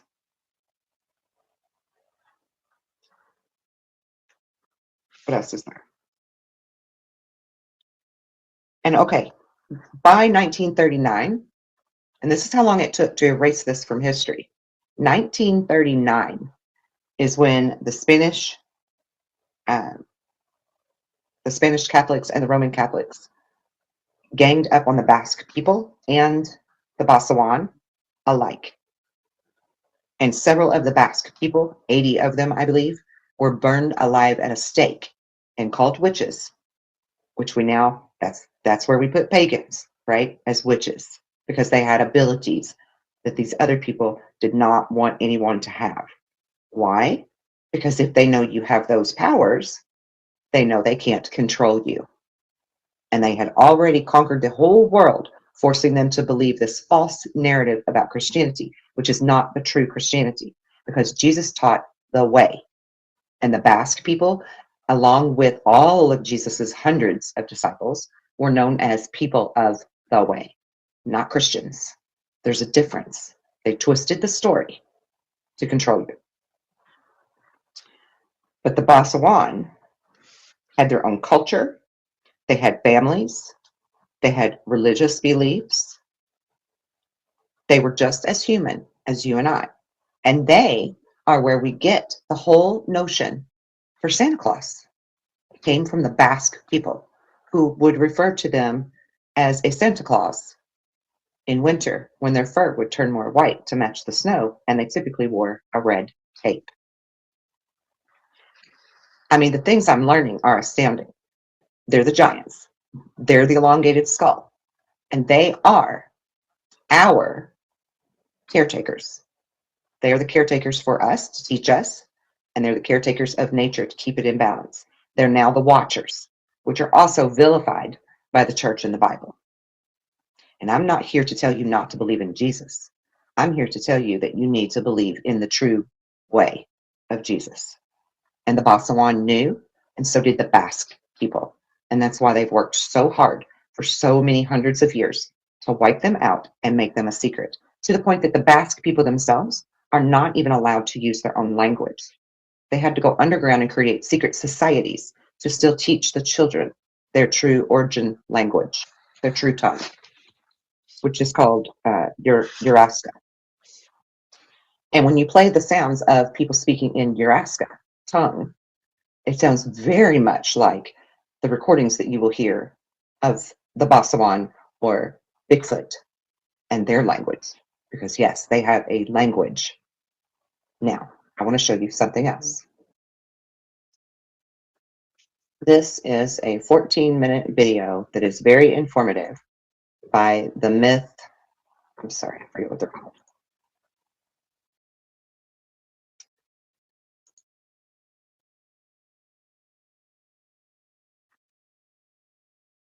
The Myth Merchant.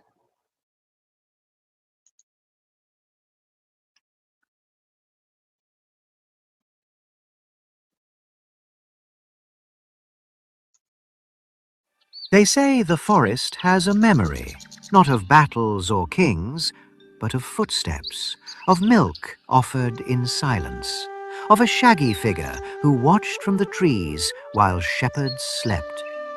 His name is Basa Joan. In Basque myth, he's more than wild, he's wisdom wrapped in bark and shadow.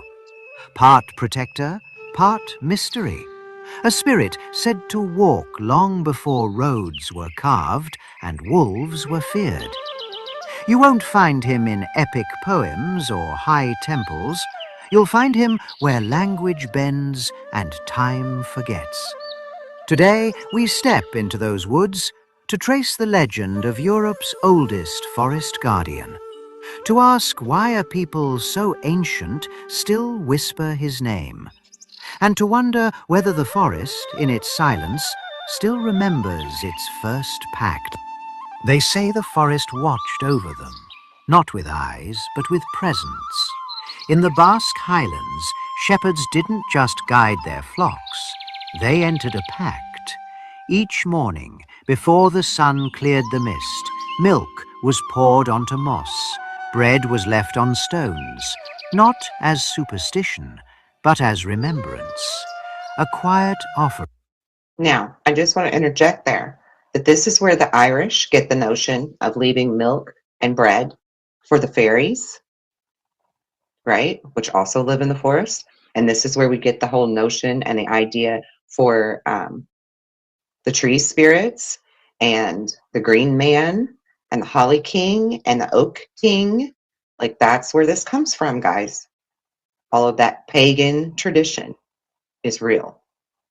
For one who walked beside them, unseen. Basa John, the sentinel of the woods, towering, covered in hair from head to foot, but never described with fear, only reverence. His name wasn't whispered, it was honored. Stories say sheep grew calm when Basa John was near, that wolves held their breath in the undergrowth when he passed. His protection wasn't loud, it was felt, a lullaby of safety woven into forest wind. Farmers claimed he showed them how to plough, how to sow, that his footsteps taught rhythm, his shadow gave shelter, his silence held knowledge. In those ancient days, to walk the highland trails alone was not truly alone. It was shared with something older than language, a presence who watched, not out of judgment, but care. And if the bread was forgotten, some say the wolves returned, that paths felt colder, that flocks scattered like unsettled thoughts. Tribute mattered, not for reward, but respect. Even today, in villages tucked deep between Pyrenean folds, elders speak of Bassajon as more than myth, more than metaphor. They speak as if the pact endures, as if protection still hums beneath the brambles. Not all guardians wear crowns. Some wear moss. Some say Bassajon did more than protect. He taught. Long before smiths hammered iron or farmers split soil, it was Bassajon who shaped the knowledge. Not through speech, but example. A silent rhythm of motion and result. Fire made stable, metal made useful, seeds placed not by chance, but in rows that sang with promise. This wisdom wasn't shouted, it was watched, a gift wrapped in moss and time. The forest didn't teach with lessons, it taught with presence. And then came Martin Cheeky, the clever one, the little one, a trickster known for laughter and theft. In Basque tales, he's no villain, but he is a thief. And what he stole wasn't gold, but knowing. One night, as Bassajon slept, Martin hid nearby. He watched how the great hairy spirit braided ropes and fashioned tools, how he carved wood with precision and coaxed fire to dance. Martin didn't ask, he didn't bow, he memorized. Then he returned home and showed the people what he'd seen, how to shape, how to build, how to grow. Progress from shadow, and with it something shifted. Bazarjon no longer passed his knowledge freely. The pact frayed. Civilization bloomed, but the forest fell quiet. The gifts became stories. The stories became echoes. Some say Bazarjon withdrew, that the moss thickened not from age, but from disappointment. Others believe he still watches, not as teacher, but as witness, as shaggy guardian who once gave and now guards. Wisdom isn't always offered. Sometimes it's stolen, and sometimes it remembers.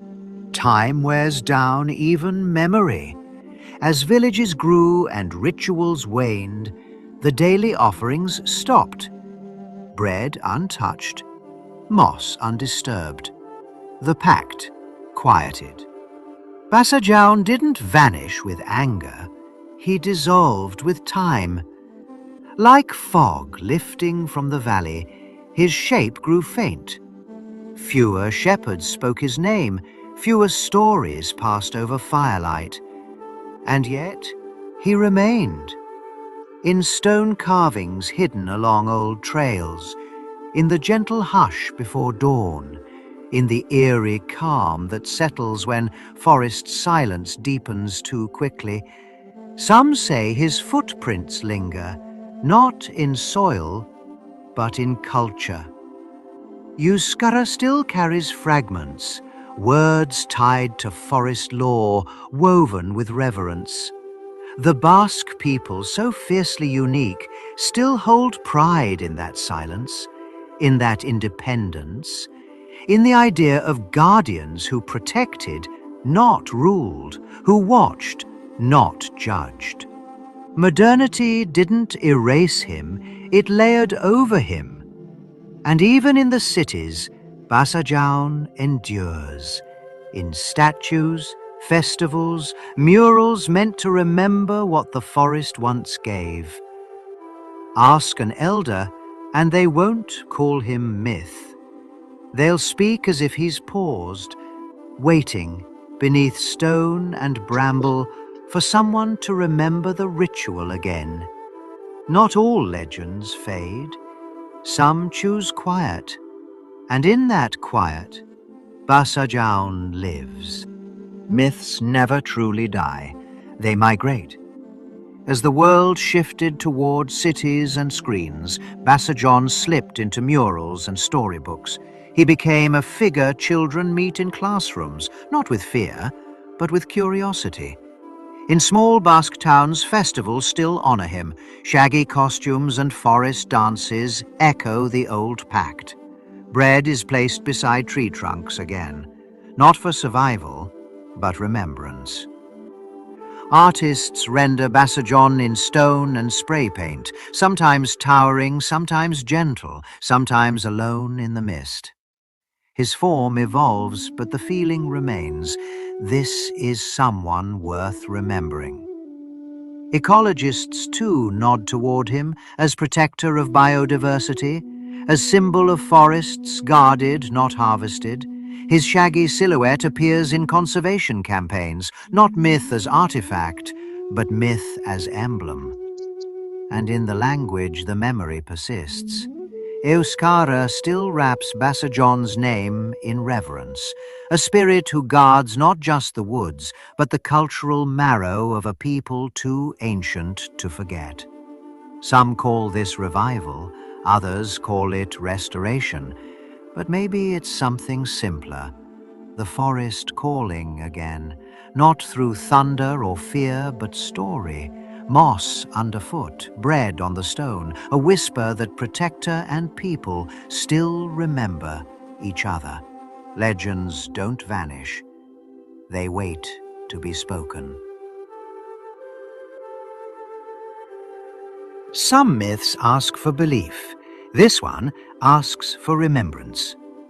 Bazarjon didn't rule. He watched. A quiet shape in the forest, patient and enduring.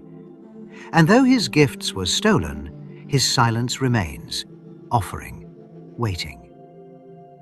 If this story stirred something in you, I invite you to let the echo ripple further. Like, share, or subscribe if you believe myth deserves more space in the modern world. Support the channel through Patreon. Help us explore deeper myths, more cultures, and voices that still whisper through time. Want to help expand our mythic library? Hi. And I will share their link as well as the Cabin in the Woods link.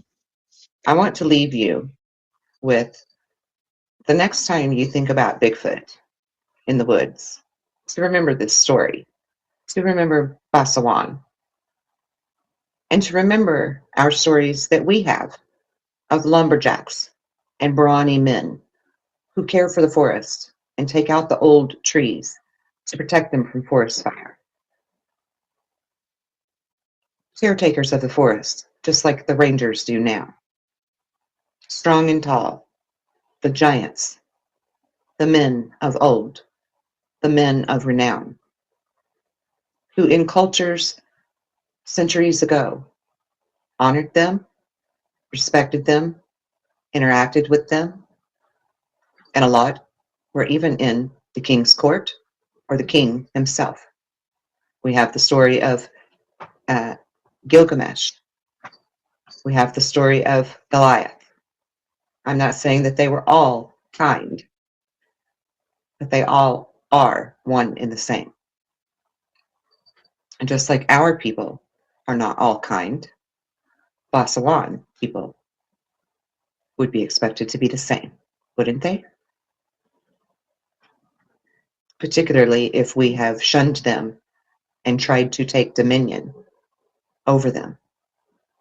And look at how humanity has overrun nature, disrespected it, disregarded it, in the name of building subdivisions and shopping malls and industry. We don't live in one with nature anymore. We don't live with reverence and respect or balance.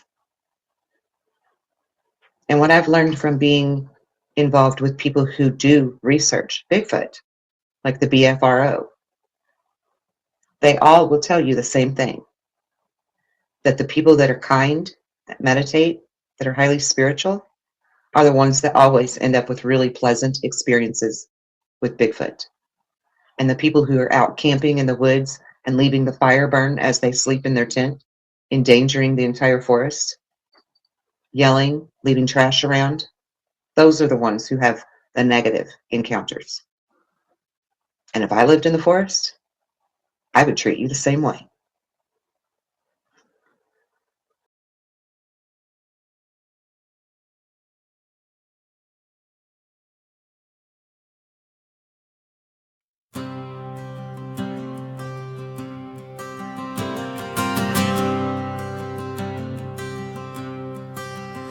My mind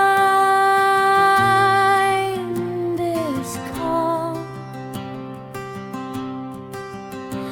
I am connected to spirit. Spirit flows through me. I release all anger, guilt, and grief. My mind is calm, my mind is calm. I will take time to listen to myself and my guides. I will remain calm and centered even through chaos. Chaos. I will allow spirit to flow through and guide me. I will project positive energy to the universe and receive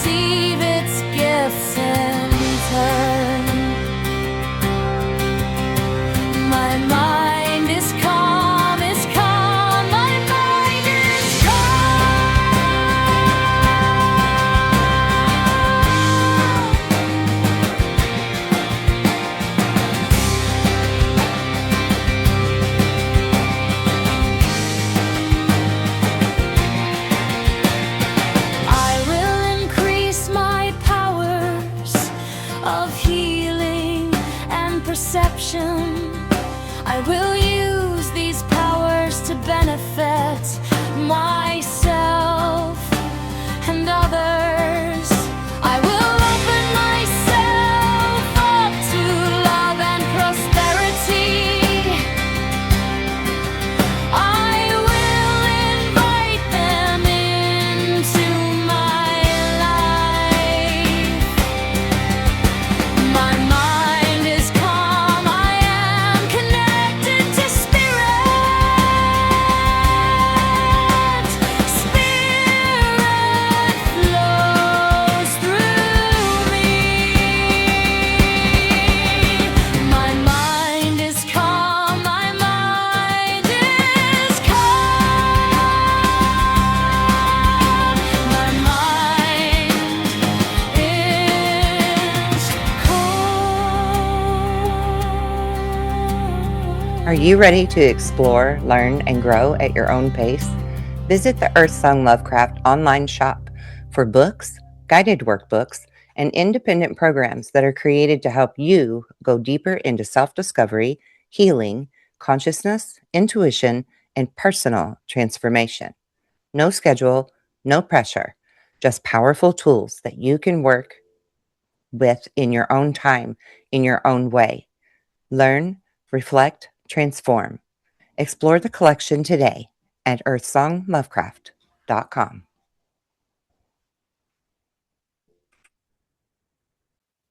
Good morning, good evening, wherever you are across the nation and around the world. This is Deja Brew, waking you up to truth, one sip at a time.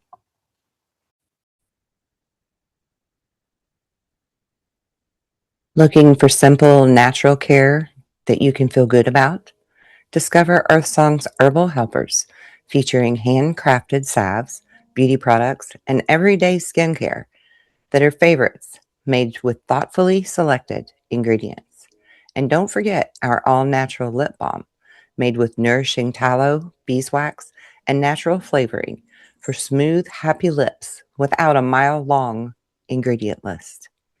From skin-loving salves to natural beauty essentials, Earthsong's Herbal Helpers brings things back to the basics. Simple ingredients, naturally beautiful care. Earthsong's Herbal Helpers at www.earthsonglovecraft.com.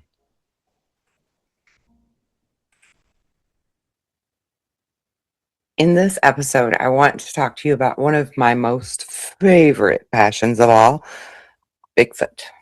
And before you click off thinking, oh, she's batshit crazy, there's DNA evidence now to prove who and what Bigfoot people really are.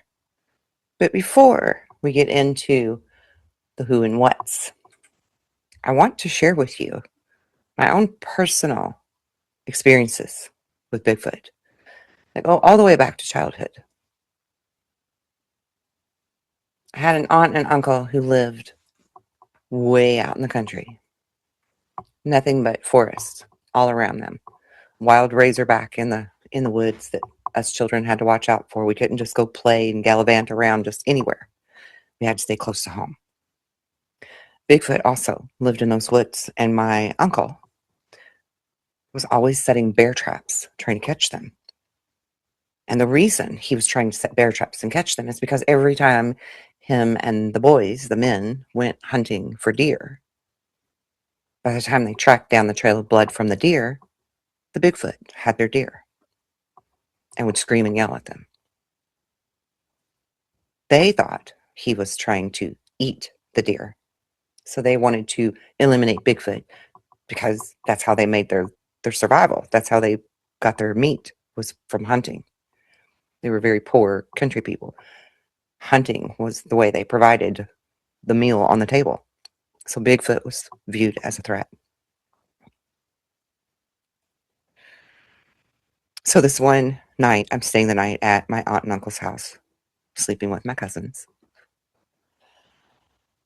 And we hear this horrendous scream. We had had several close encounters with Bigfoot before, out picking berries, and we would hear them yell, and we would drop the berries and run. But this particular night, that scream was blood curdling, hair racing, terrifying. You could hear tree limbs breaking over and over and over as what it sounded like King Kong coming through the woods in my child's mind. It was terrifying. My uncle and a few of his buddies had set a bear trap before dark. They all jumped to their feet and grabbed their guns and were ready in case Bigfoot charged the house. They didn't dare go out in the middle of the night to look, but they all declared that at first light, they would go out and check that trap. So they waited with their guns ready until the sunrise came. And they went out to check that trap. And what they discovered was astonishing to all of us. Because Bigfoot had broken that trap wide open and escaped it.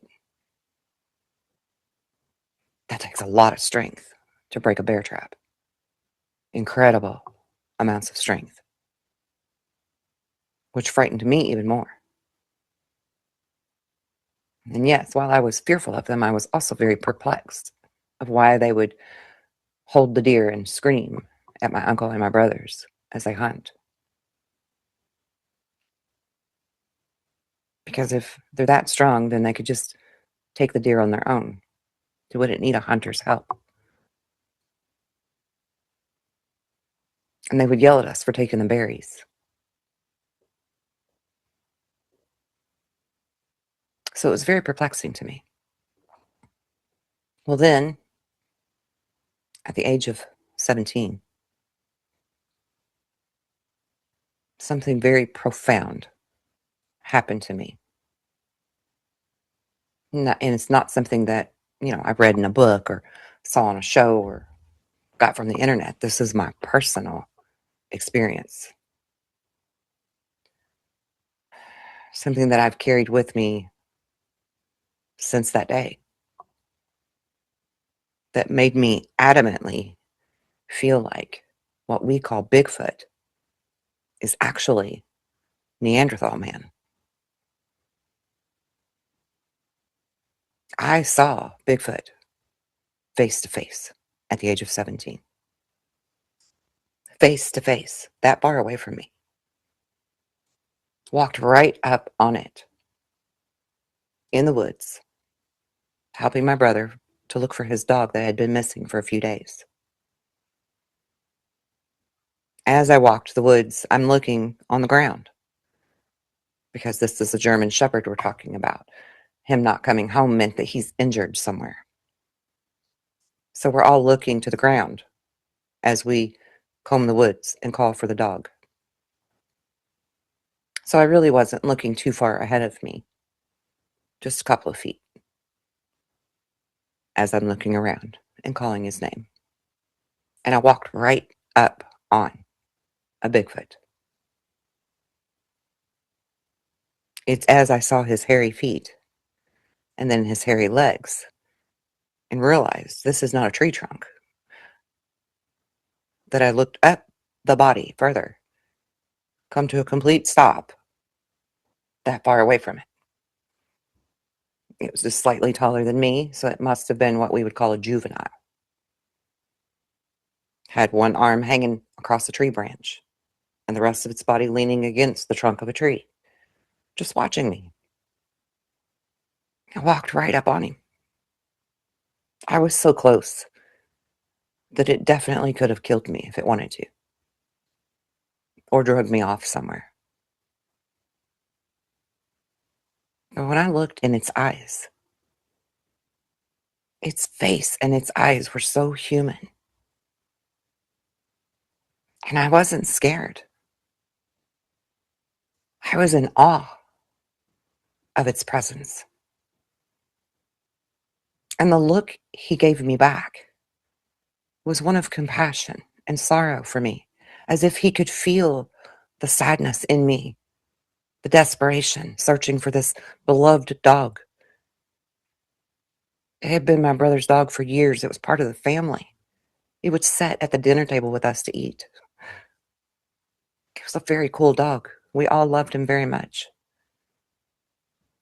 And this Neanderthal, this Bigfoot, looked at me with such sincerity, such compassion, such sadness for me, as if he was telling me he's so sorry for my sadness. I truly felt like he was speaking to me in my mind and saying, I'm so sorry for your loss, for your hurt. And my mother is only about 50 yards away from me to my left. And my boyfriend at the time was about 35, 40 feet away from me, the other direction. They both realized that I was standing still and looked to see why I'm standing dead still. And they both see the Bigfoot. And they both ran in fear away from myself and the Bigfoot back toward the car. My mother and my boyfriend locked themselves into my car because they felt like they were in danger. So that too was a very eye-opening moment for me. Here stands this creature that my whole life I've heard these scary stories about, and I've heard these scary screams in the woods. My uncles and my brothers trying to capture him in a bear trap that he can break free of. And now I stand face to face with him. He could have taken my very life. And the two people that I thought should love me the most run in fear and leave me there in what they saw as danger.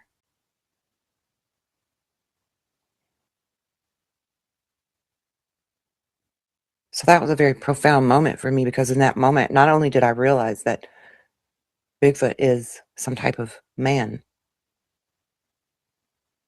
but I also realized that what we know as human aren't always who we think they are for us. Very profound moment.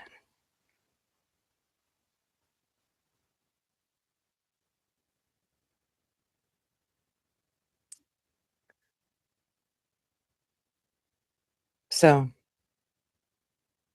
I'm not pretending to have all of the answers, but from my experience, I definitely know what it means to truly love yourself and not have expectations of others. And I also fully believe that Bigfoot is some type of human.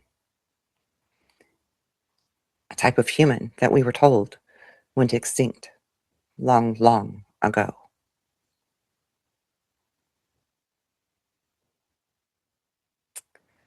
So for me,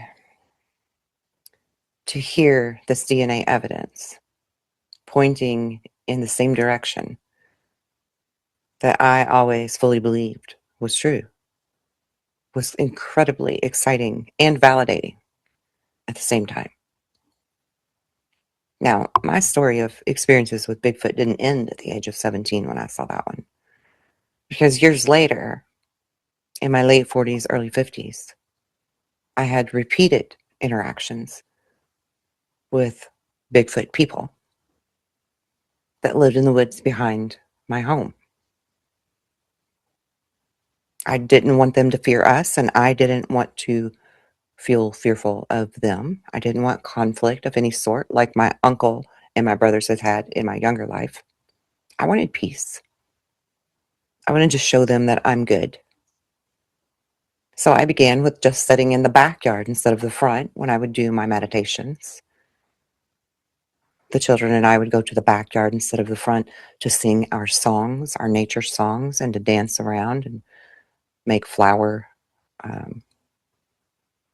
crowns for our hair and bracelets and things. We would do school outside in the yard sometimes. I wanted them to see us, to know that we're safe, that we're good. And they started coming closer to the edges of the woods to watch, never trying to hurt us. And my little girl and I began leaving small gifts. Pens, pencils, paper, books written by Carl Jung. I even created some simple rock art and left it out there for them on a paper plate, which they took all of, including the paper plate, because they never littered anything that I ever left them. They never, ever left trash. Everything was done very respectfully and at a safe distance. And over time, they began leaving gifts for us in return. To me, that was their way of saying, we understand your intentions, we know that you're good, and we had this exchange of trust. It was a very cool thing for me to experience, but also was sort of an experiment in a way, right? What things can they do? How smart are they? I would leave the food inside of tackle boxes that were complicated latches to get open, right? They got brave enough that they would actually start coming into my garage while it was open during the summer. Not while I was in there, of course, but they would come into the garage. One night, unexpectedly, we'd had all the garage doors open, and we decided to go inside and make some refreshments. We had friends over playing pool. The pool table was in the garage, and we went in the house to get some snacks and some drinks and stuff and bring them back out. Well, when we came back out, the first thing that we noticed was that stench, that smell that they leave behind that lingers when they're there. And we were like, oh, I guess Bigfoot's been in here. We better go ahead and shut these doors and maybe go on inside. And I thought, just go inside, be respectful. Maybe our music was too loud. Maybe we were carrying on too much, giggling too much, and it was disturbing them. So we shut all the garage doors and we went back inside the house for the rest of our evening gathering. Well, that night, all night long after I went to bed, I kept hearing something in my ceiling. And I'm like, what in the world? There must be like a raccoon or squirrels or something that got up in the attic somehow. But it made quite a bit of noise up in the attic. Thumping and bumping around sounds. And at one point, one of my friends who was staying overnight, she even thought that she heard breathing in my furnace filter vent that's in the ceiling. And I laughed at her and teased her and told her she's just paranoid. However, she may have been onto something there, because the next morning, we went out bright and early, she and I, to clean up all of the stuff in the garage from all of the people that had been over the night before. And as I'm throwing things away in the trash can that's next to the refrigerator in the garage, it happens to be on the wall that's adjacent to the house. And there are open rafters above us where my husband at the time had not put the ceiling into the garage yet, because we had just built the garage. So there was no ceiling in there yet. It was just straight rafters into the attic of the house. And by that trash can is this huge footprint. And I'm like, why is there a footprint here? And I'm like, oh my God, it's huge. So we get the measuring tape and we measure it. And it was 17.5 inches long. And I'm like, holy crap, that's big. That's one hell of a Bigfoot, But why would it be on the wall, on the drywall, beside the trash can? It made no sense. Well, the more I pondered that, and that stench was still in there, by the way, when we went out the next morning, that smell was still there, very strongly still there. So we opened up all the doors to air it out, and we take, all the dishes. We collect all the dishes from out there, and we take them back into the house. And I'm sitting there thinking about it while I'm washing the dishes up. I wonder if Bigfoot jumped up in those rafters when we were coming out the door to bring the snacks and the drinks out on the trays. Perhaps he was in there in that moment when we stepped out the door and he had to disappear quickly. So he hopped up in the rafters. That would certainly explain her thinking she heard something breathing through that vent. And all of the commotion and noise that we heard in the attic, in the ceiling that night, the night before. So that was a very interesting experience for me. And this went on for a few years, where we would have these interactions, even daytime sightings of Bigfoots walking down the trail to the woods on the side of our property. Which sometimes was kind of comical, because it was like if they look and they realize that we're watching them, they would just drop to the ground and like belly crawl until they got to the woods, which is kind of funny, because why would they do that when they know that I know they're there? You know, I know that they're out there. I'm leaving them gifts. I'm leaving them food. But it was just kind of a humorous way of responding, you know, when they would get spotted during the day. And then we started hearing what I can only call chatter amongst them in the woods. Again, broad daylight. I spent a lot of time outside. We had a lot of friends that would come over often. They would spend time outside. We did a lot of outdoor activities, playing cornhole and different things, you know. So we were always outside if the weather was nice. And I'm out there one night and I'm on the front deck alone, and I can hear this chatter coming from the woods on the side of the house. And it almost sounded like something that was audibly understandable, yet I couldn't quite make out what it was that these people were saying to each other in this chatter. And then later in life, a couple years after my husband and I split up, I come across this linguistic dude, this expert linguist who had recordings of Bigfoot doing the same chatter. And he said that it was very similar to Akkadian language, which is supposed to be a dead language. I found that so fascinating. Well, then years later after that, I learned about the Basque people who live in the high hill areas, the Highlander areas in between Spain and France. And up until the 1930s, they still practiced the way that Jesus taught. But there were forest people that they called the Gentiles that taught them things, including ancient Akkadian language. And if you look up the Basque people, they do actually have a language that's all their own. They can't link it to Latin or any other language like that. So again, something very intriguing for me. But they also made several hoops and whoops and whistles and mimicking animal sounds and stuff like that too, which my brother and I would do in the woods as well to communicate with each other, let each other know our location. And if you think about it, the Native Americans did very similar things to what Bigfoot people do. The hoops and the whoops and the mocking the animal sounds and even building the teepees and using tree branches to mark a direction or to say, don't come through here.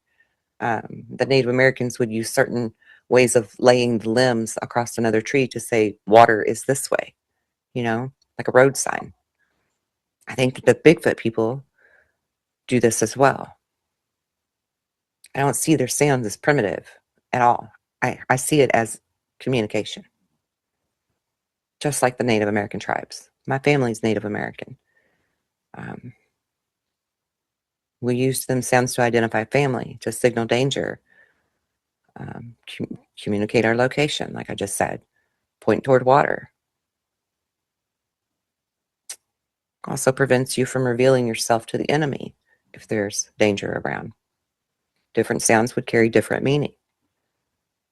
Why couldn't another human group develop something very similar to this? Makes total sense to me. I mean, like I said, even as adults, my brother and I, we would communicate this way. We had our own coded sounds. One of them that was my favorite for us to do was the whoo. I still get tickled doing that. It's a fun thing to do. You should try it. But if we were outside and we wanted to get each other's attention, we would whistle or hoot or rear-reach or, you know, something. I personally can't whistle, so I would do the rear-reach. It don't sound like that, though. It's a funny sound, but that's the short way to say it. But yeah, I mean, it was our own little language, right? In a traditional sense. It was a code. And it worked because we understood it with each other. So why couldn't the Bigfoot people be talking amongst themselves as well? Not just whooping, but actually talking. Real chatter. I mean, I heard real chatter. And it sounded remarkably close to English, but not. It was like I recognized it, but I didn't remember how to decipher it. But it felt structured and oddly familiar. So as I said, those recordings were captured by other researchers that had a linguistic man listen to them. And he said that they were Akkadian, which is just absolutely fascinating to me. Now, whether future research can confirm or change that interpretation, I don't care. Either way, I find it quite fascinating that a trained linguistic man actually recognized patterns of consistency with what we call language rather than just random sound. I think that's definitely something to take to the bank. Now, I want to share with you the DNA findings that actually came from News Nation, of all places. The lawyer that typically does the crime type of reporting for News Nation is the very attorney that presents this DNA evidence that I'm talking about and I want to share with you. And again, this is News Nation and Jesse Weber. And all rights of this video belong to them. I'm sharing this merely for educational purpose. Hey everybody, welcome to Hot Take, our extension of Jesse Weber Live, where we take your questions, your comments, your thoughts. We try to give you answers. It looks a little different tonight, doesn't it, right? Because I'm not by myself. I'm here with Joseph Scott Morgan. Good to see you, sir. Hey, buddy. So Joseph is, unlike just being one of my very good friends, one of the loveliest people in this entire industry. And other than just the host of Body Bags and a forensic death investigator from Jacksonville State University, and one of our guests tonight on Jesse Weber Live, we're going to be talking a lot of different cases, David, Tyler Robertson. I have Joseph here today to talk about something that I have never talked about before, something that I never thought I was going to talk about before, something that there is so much interest in this topic. It's kind of like the UFO, UAP discussion. Bigfoot. Okay? Bigfoot. I want to just provide a little context, Joseph, before Please do. Okay? Yeah. By the way, have you ever talked about Bigfoot before? I have not. Okay. I have not till this very moment in time. This is good. We just throw him in the mix. But he's an expert on all things, and I think it's important because the evidence here is going to be significant. So, people have been talking about, arguing about, trying to hunt down Bigfoot for centuries. There are some even claiming they have evidence. Footprints, handprints, DNA, and we're going to follow that evidence to see if there is legitimate proof that Bigfoot exists. And again, I'm not only going to have Joseph on, but we got something else that we have to talk about, okay? So the reason we're talking about Bigfoot is we have a very special guest tonight, right? So when you think about Bigfoot and the myth and everything in between, there's this guy. His name is Charles Stewart. He's also called Snake the Bigfoot Hunter. I'm not kidding you. Snake the Bigfoot Hunter claims he possesses actual Bigfoot remains, that this 8-foot, 300-pound specimen tested at 58.5% Neanderthal DNA and 41.5% human DNA. He says he found the remains in the Adirondack Mountains in 2024, put the body in display at last year's Great New York State Fair, says the DNA results from Cornell's veterinary DNA lab prove that this creature is a Neanderthal human hybrid. He's coming on the show tonight. We're going to talk about it, see if there's something real here, and we can also talk about Joseph with it. Because look, skeptics. I just want to interrupt him to say this would certainly account for how all of the other DNA evidence that's ever been collected for Bigfoot, whether it was hair, tissue, whatever, it always came back as being tainted with human DNA. And they would claim an unknown father, which didn't make sense to me. But that would certainly account for the human part, wouldn't it? We'll say, you know what they're going to say. This is fake. This is a hoax. But again, Snake is going to join me tonight. Jesse Weber Live, 11 p.m. Eastern. But Snake is not the only person who claims to have evidence of Bigfoot, right? There have been so many sightings over the centuries. since Bigfoot was first talked about. There were North American settlers started reporting sightings during the late 1800s into the 1900s. There was the occasional finding of these footprints, these sporadic encounters, a few grainy photos, videos, and it all added to the mystery. It all added to the conversation. Those who claim to have seen Bigfoot, they've described everything from this large upright ape to an actual hairy human. What were the commercials? Were the Geico? It was Geico. That was a caveman, though, not Bigfoot. Yeah, it's caveman. And he's real sensitive too, so be very careful. Right. By the way, I think by the way, we wrote this down. We got some notes. People, there's confusion between Bigfoot and Sasquatch. It's really no difference between Bigfoot and Sasquatch. They are simply two different names for the exact same mythical bipedal ape-like creature. And actually, Sasquatch is derived from indigenous Pacific Northwest terminology. Bigfoot is a modern name coined by the media in the 1950s. There was a British explorer, David Thompson. He's sometimes credited with the first discovery, 1811, of a set of Sasquatch footprints. And so, little history lesson there. But really gained popularity, Bigfoot, in 1958. And it started when journalist Andrew Genzoli of the Humboldt Times highlighted a reader's letter about Northern California loggers discovering these mysterious large footprints. And he wrote, quote, "Maybe we have a relative of the abdominal snowman of the Himalayas." And he was shocked by his readers' fascination with the mystery. You had fellow journalist Betty Allen reported that the loggers named the so-called creatures who left these track of footprints Bigfoot, right?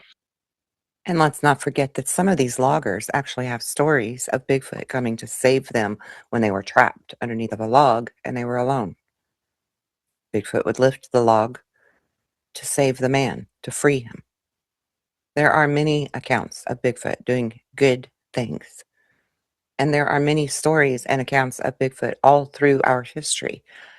Even the story of Beauty and the Beast was created from a real life event where a Bigfoot-looking man lived in the woods and they called him the Beast. And then the legend was born. And that brings us to where we're at today.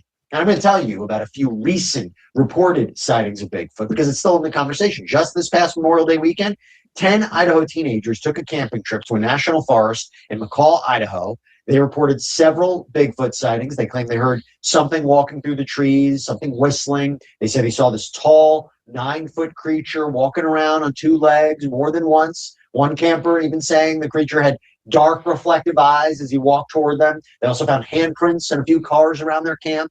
Now, of course, there's no real confirmation of what any of those sightings were or if they're telling the truth, but those campers aren't alone in their sightings. There have also been reportedly at least 8 high credibility sightings across northeastern Ohio this past spring. There was a local TV station reported that they found video evidence of alleged Bigfoot tracks and audio of unexplained howls. And this activity, it's quieted down. Not to mention the eagle cam that watched the nest of baby eagles being hatched and born also has a Bigfoot on it. And there are several accounts in like your local library in the newspaper archives from the 1800s of men coming into close proximity of Bigfoots and sometimes even creating a whole posse to go out and shoot them and kill them. In newspaper articles.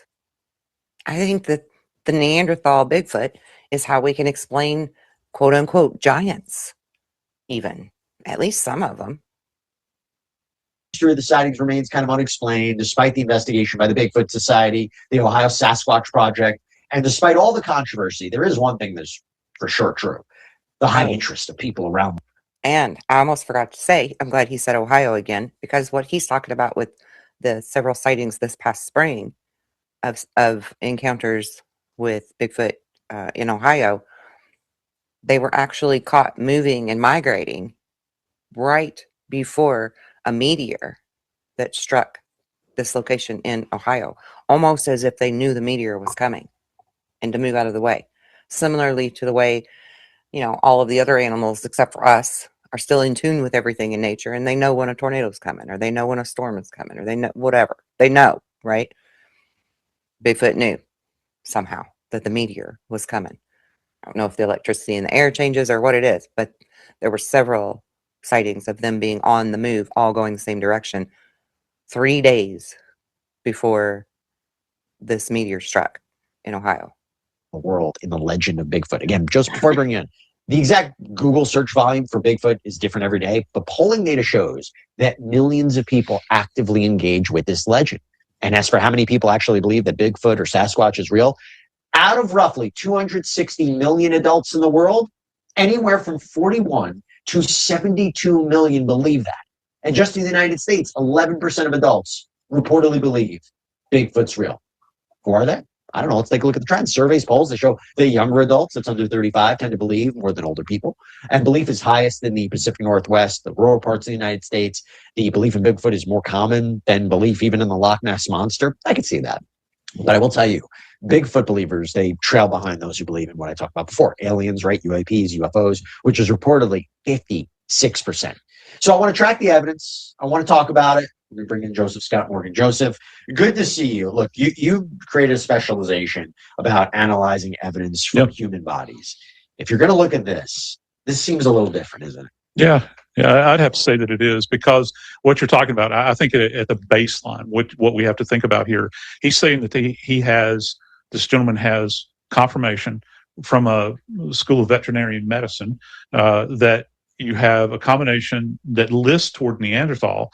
Some people refer to it as Neanderthal. I was going to do that, and then I figured I'd mess it up. That's okay. And humanoid, or Homo sapien. And we do, in our lineage, going back, thousands and thousands of years, there was crossbreeding between the two species. Okay, and that's confirmatory. All right, that really lists, though, toward this idea of this Neanderthal sampling. There's more significant there than there is human. So that leads me to believe, following the science, you begin to think, well, there has to be a very large population in order to facilitate that, I would think, that would have significant pre-human DNA that's out there that is continuing to breed. All right. That's just my initial hot take on it. So you're hot. So just to be clear, So when we think about the giants of Kandahar, or other places, are they actually the true Neanderthal? And if so, is that who Gilgamesh was? Is that who Goliath was? Is that why you hear about people in Peru and Afghanistan and Turkey and different places who will offer a goat to these giants to prevent them from eating the people? And is this why the Native Americans waged war against the red-haired giants of North America? Is this why the military, still to this day, quietly attacks the giants, such as the Kandahar giant? Because they are cannibalistic, they are dangerous in some way.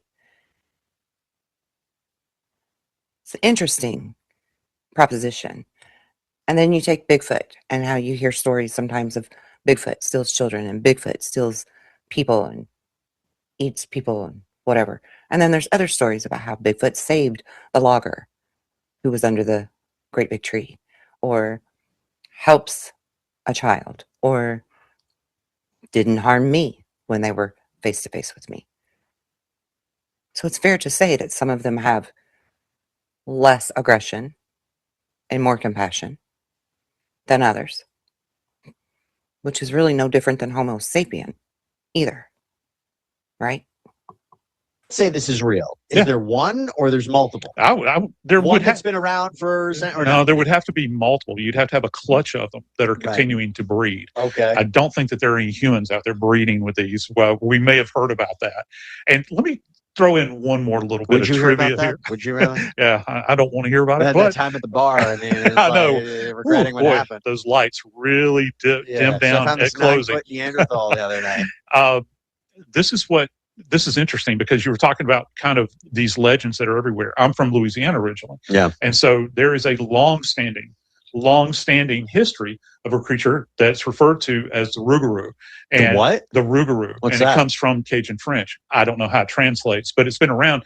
And there's it's a Bigfoot. Stories that are told about this. And this creature lives in the swamps and is very similar to the Yeti to Bigfoot, to Sasquatch, all of these presentations.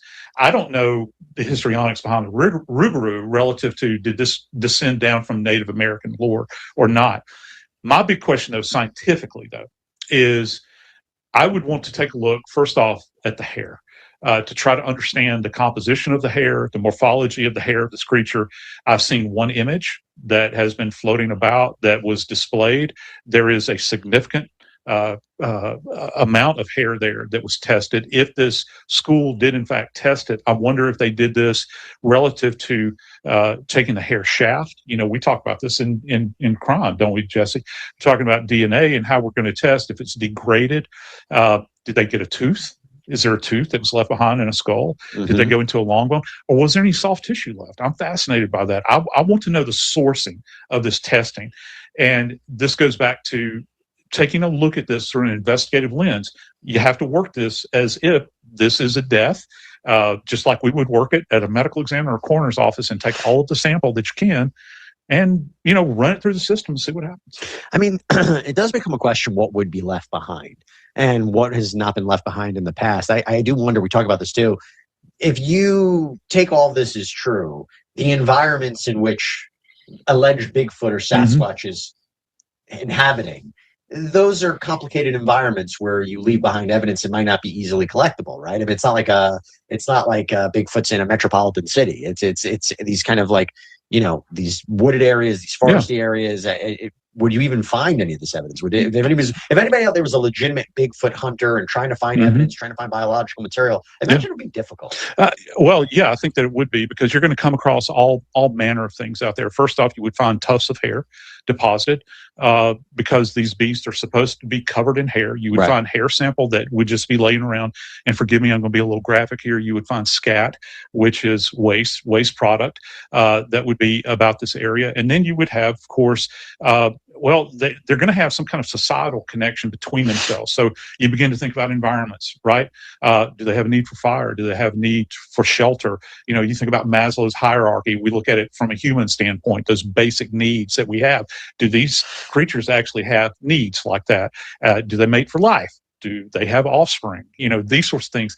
So if you're looking at this from a forensic standpoint or from an anthropological standpoint, there would have to be a bounty of evidence that these people are not entities, but creatures are kind of clutching together like this. Well, how do they know, whatever they tested and how they tested it, if something is 58.5% Neanderthal DNA, like what is that? Like, how do you know that? Because it's been identified. The Neanderthal DNA has been known for years and years and years. And we actually, within our components, all right, we have a bit of Neanderthal that still exists in our bodies. Do you know what percentage or how? It's tiny. It's a tiny amount, but it exists therein. That's why I'm really fascinated by this percentage that they're coming up with, as I mentioned just a moment ago, because that's a significant percentage. Yeah. And I'd like to know the origins of that and how they arrived at those numbers. 300 pound. Yeah. 300 pounds. That's a massive creature. 8 foot, 300 pound. Yeah. And any other idea what it could be? So let's say he's like, okay, legitimately, I found something. Sure. I found something. We tested. This is what we found. Right. Anything else it could be? I don't know. I have no idea. Right? Particularly in North America. I mean, we don't have bipedal creatures that are wandering around other than us that I know of. And again, that's the big mystery, right? But where else are you going to go? I mean, the Himalayas, they have, what they call the Yeti, right? Yeah. Do you have evidence there? How consistent is the evidence? Is there similar? Have they ever collected hair from a so-called Yeti there and compared it to any hair sampling they may have found in North America? By the way, the Yeti is another name for Sasquatch, the abominable snowman. Mm-hmm. It's derives from the Salsish word. I'm not even going to know how to pronounce that. I don't even know how to pronounce that. But anyway, that's one. I have no idea. The Sasquatch legend grew in 1924. There were 5 gold prospectors. They said that they had this encounter with gorilla men in a gorge, now called Ape Canyon in Mount St. Helens, Washington. And And Florida has the skunk ape. Apparently, after the prospectors were wounded, one of the creatures during the day. The mountain devils returned that night. One of the things I wonder as I listen to this is obviously it's easy to be skeptical. It's easy to say, what were they on? What did they actually see? Right. But And that becomes a larger question in terms of your practice too. Like, it's not just looking at the body; it's also trying to understand the witness accounts and how it matches up, right? Yes, absolutely. How skeptical should we be about even the more? Okay, so that's enough of that. And I will share the link to this video so that you can watch it in its entirety, because they actually talk about more than just the Bigfoot DNA. They talk about a couple of other cases that they've been following carefully. They're pretty interesting. If I remember correctly, I think they even mentioned something about Charlie Kirk at the end of it. So yeah, definitely tune in and watch that whole episode there. And I will try to find the link to the one where he does the live with Snake, the Bigfoot hunter, and also put that in the description below as well for your viewing pleasure. But I want to ask you, where does this leave us, really? Like, for me, it definitely leaves me with more curiosity and intrigue. Of course, not certainty, but definite passion and definite curiosity. And there's clearly far more about our world than most of us realize or have been allowed to know. People have many different ideas about what or who Bigfoot is. Some believe that they move between dimensions. Some believe that they can see in the infrared. Some believe that they're extraterrestrial, supernatural. Many of the old stories about the true Gentile describes the same thing. Everyone's free to reach their own conclusion. My conclusion remains the same one that I've held ever since I was 17 years old. I believe that they are people. Very ancient people. What we have long called Neanderthal. Where did Neanderthal originate from? I honestly don't know. Perhaps they are interdimensional or extraterrestrial. Perhaps they are what the Bible calls fallen angels. Maybe one day we'll learn. I hope that we don't use dogma and stereotypes and fear in what we do learn. I think it's important to remain open to new evidence and also honor a genuine personal experience.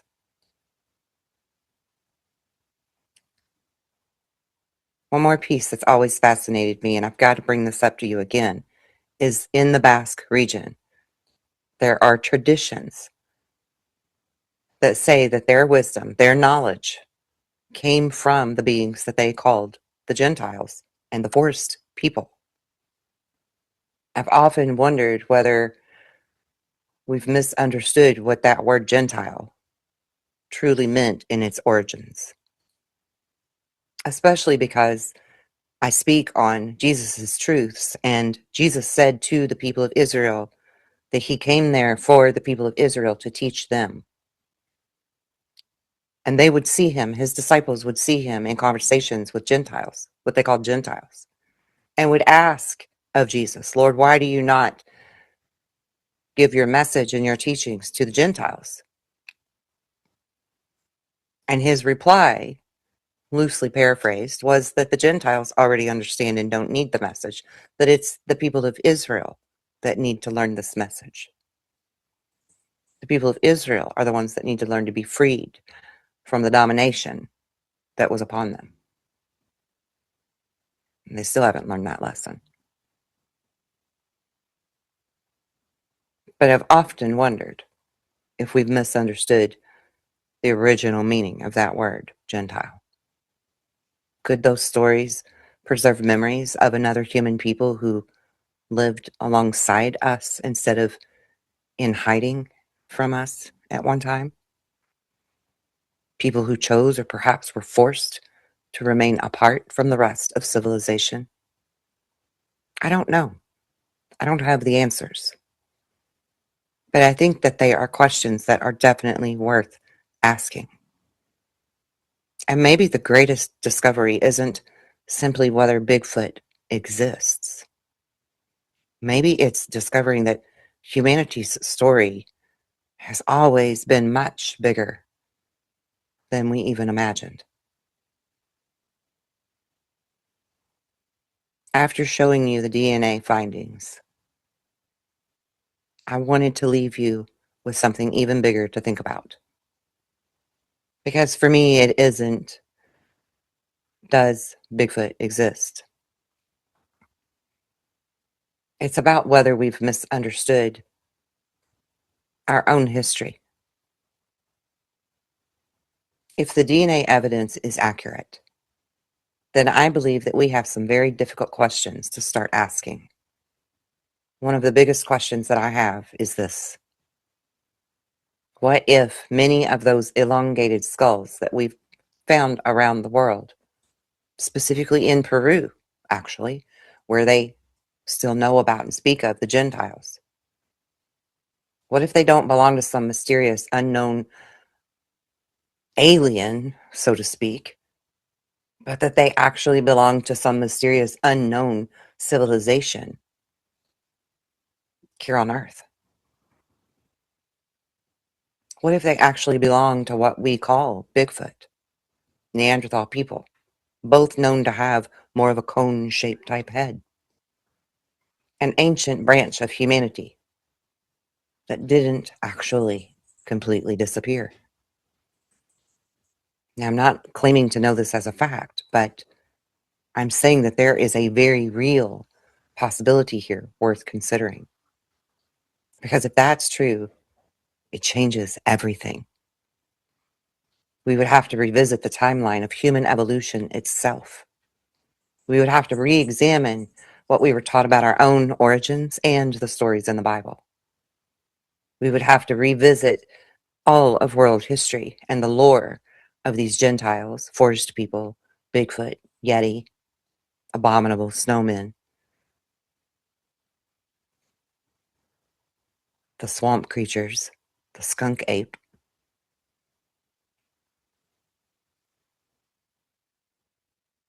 We would have to ask whether history has been taught and or interpreted correctly all along. And we might need to really seriously revisit parts of those biblical stories. What and who were the giants and the Nephilim? And have we misunderstood what people were actually seeing or translated into our language? Could stories that have been dismissed for generations have actually been describing a real flesh and blood type of beings that lived alongside us? And when people speak of aliens, have we sometimes mistaken ancient human relatives for something from another world simply because we no longer recognize them? Again, I don't pretend to have all of the answers, but I think that they are definitely questions that deserve to be asked and get an answer. We deserve to know the truth. It's our truth, it's our history. I've also found it fascinating that in the Basque region, they have these traditions saying that their knowledge came from these beings that they called the Gentiles or the forest people. Knowledge of agriculture, language, many things.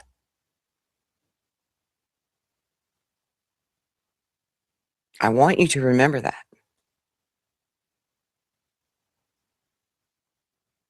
I want you to ask, did they have to withdraw?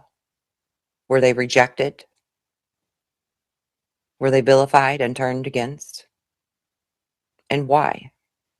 What truths are there in cannibalism stories and such? Or is it just a myth of fear? Because the one that I saw face to face by visual perception, had every reason to be feared. But by the energetic exchange and expression, there was nothing to fear at all.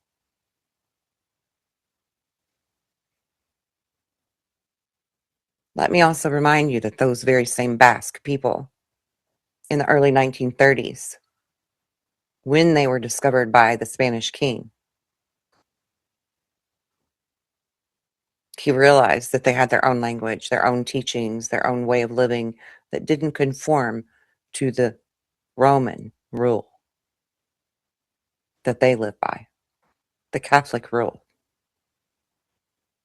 So they took 18 of them and they burned them alive at the stake in the 1930s. They burned 18 of them alive, called them witches, and forbid them from speaking their language or teaching their knowledge ever again, which then forced them to do this in secret. Similarly to the way that the Templars had to teach and live after the Romans came after them. And they were the people that lived in harmony with the forest people, the ones they called the Gentiles. And they are the ones that lived by the truth, the light, and the way of Jesus, Jesus's true teachings.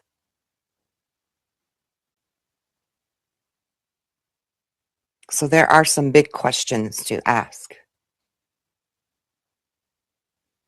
and perhaps some very revolutionary answers to discover. Thank you for joining me.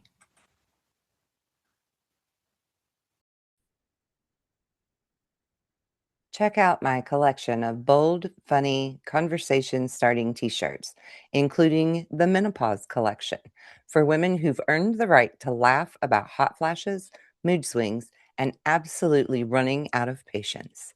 From truth teller teas to menopause humor, there's something for every woman and man who refuses to blend in. Wear your attitude, wear your truth, and have a little fun with it. Shop the merch at earthsonglovecraft.com.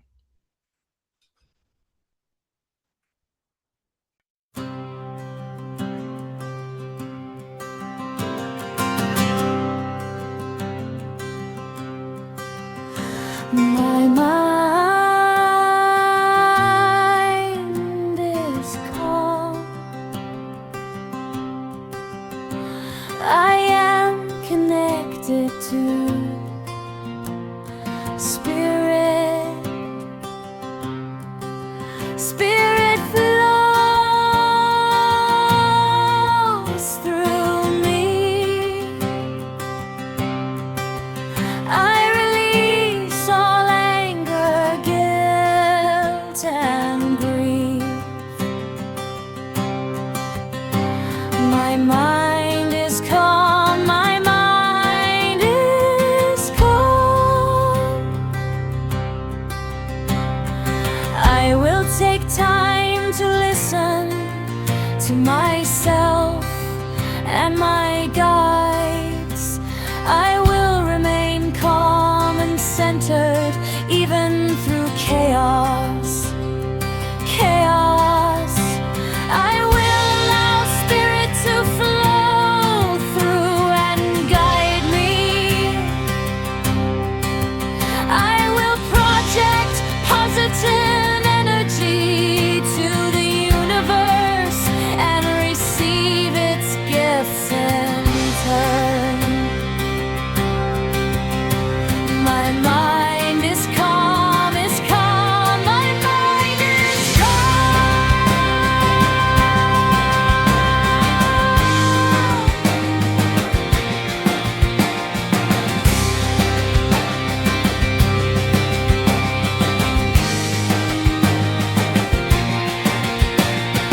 I will increase my powers of healing and perception. I will use these powers to benefit myself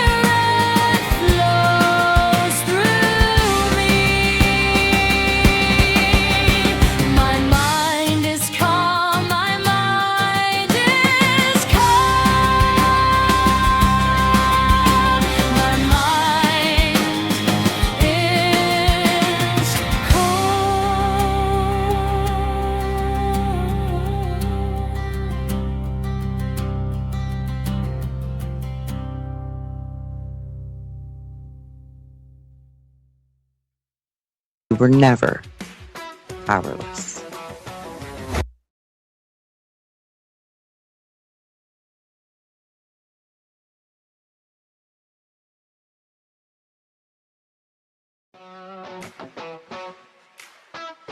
We are not waiting for heroes. We are who we've been waiting for. And when the veils finally fall, may you remember you were never powerless.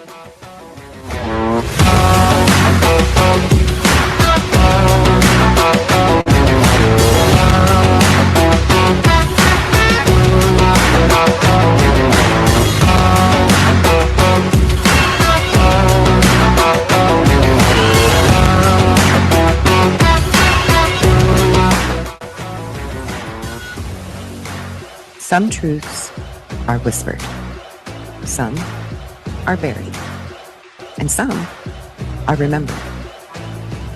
We were never meant to live asleep, never meant to fear our own power, and never meant to forget who we are. They told humanity to look outward for salvation, while the greatest technology in existence was already within us. The mind, the soul, the human spirit. I am Earthsong, a voice for those who always felt there was more beyond the veil. This is not just another channel. This is a beacon, an awakening, a place where ancient knowledge, hidden truths, consciousness, human potential, and the mysteries of our reality collide. So grab your coffee, question everything, and remember who you are. Because disclosure is not just about what's out there. It's about what's awakening within us. Welcome to Deja Brew, waking you up to truth, one sip at a time.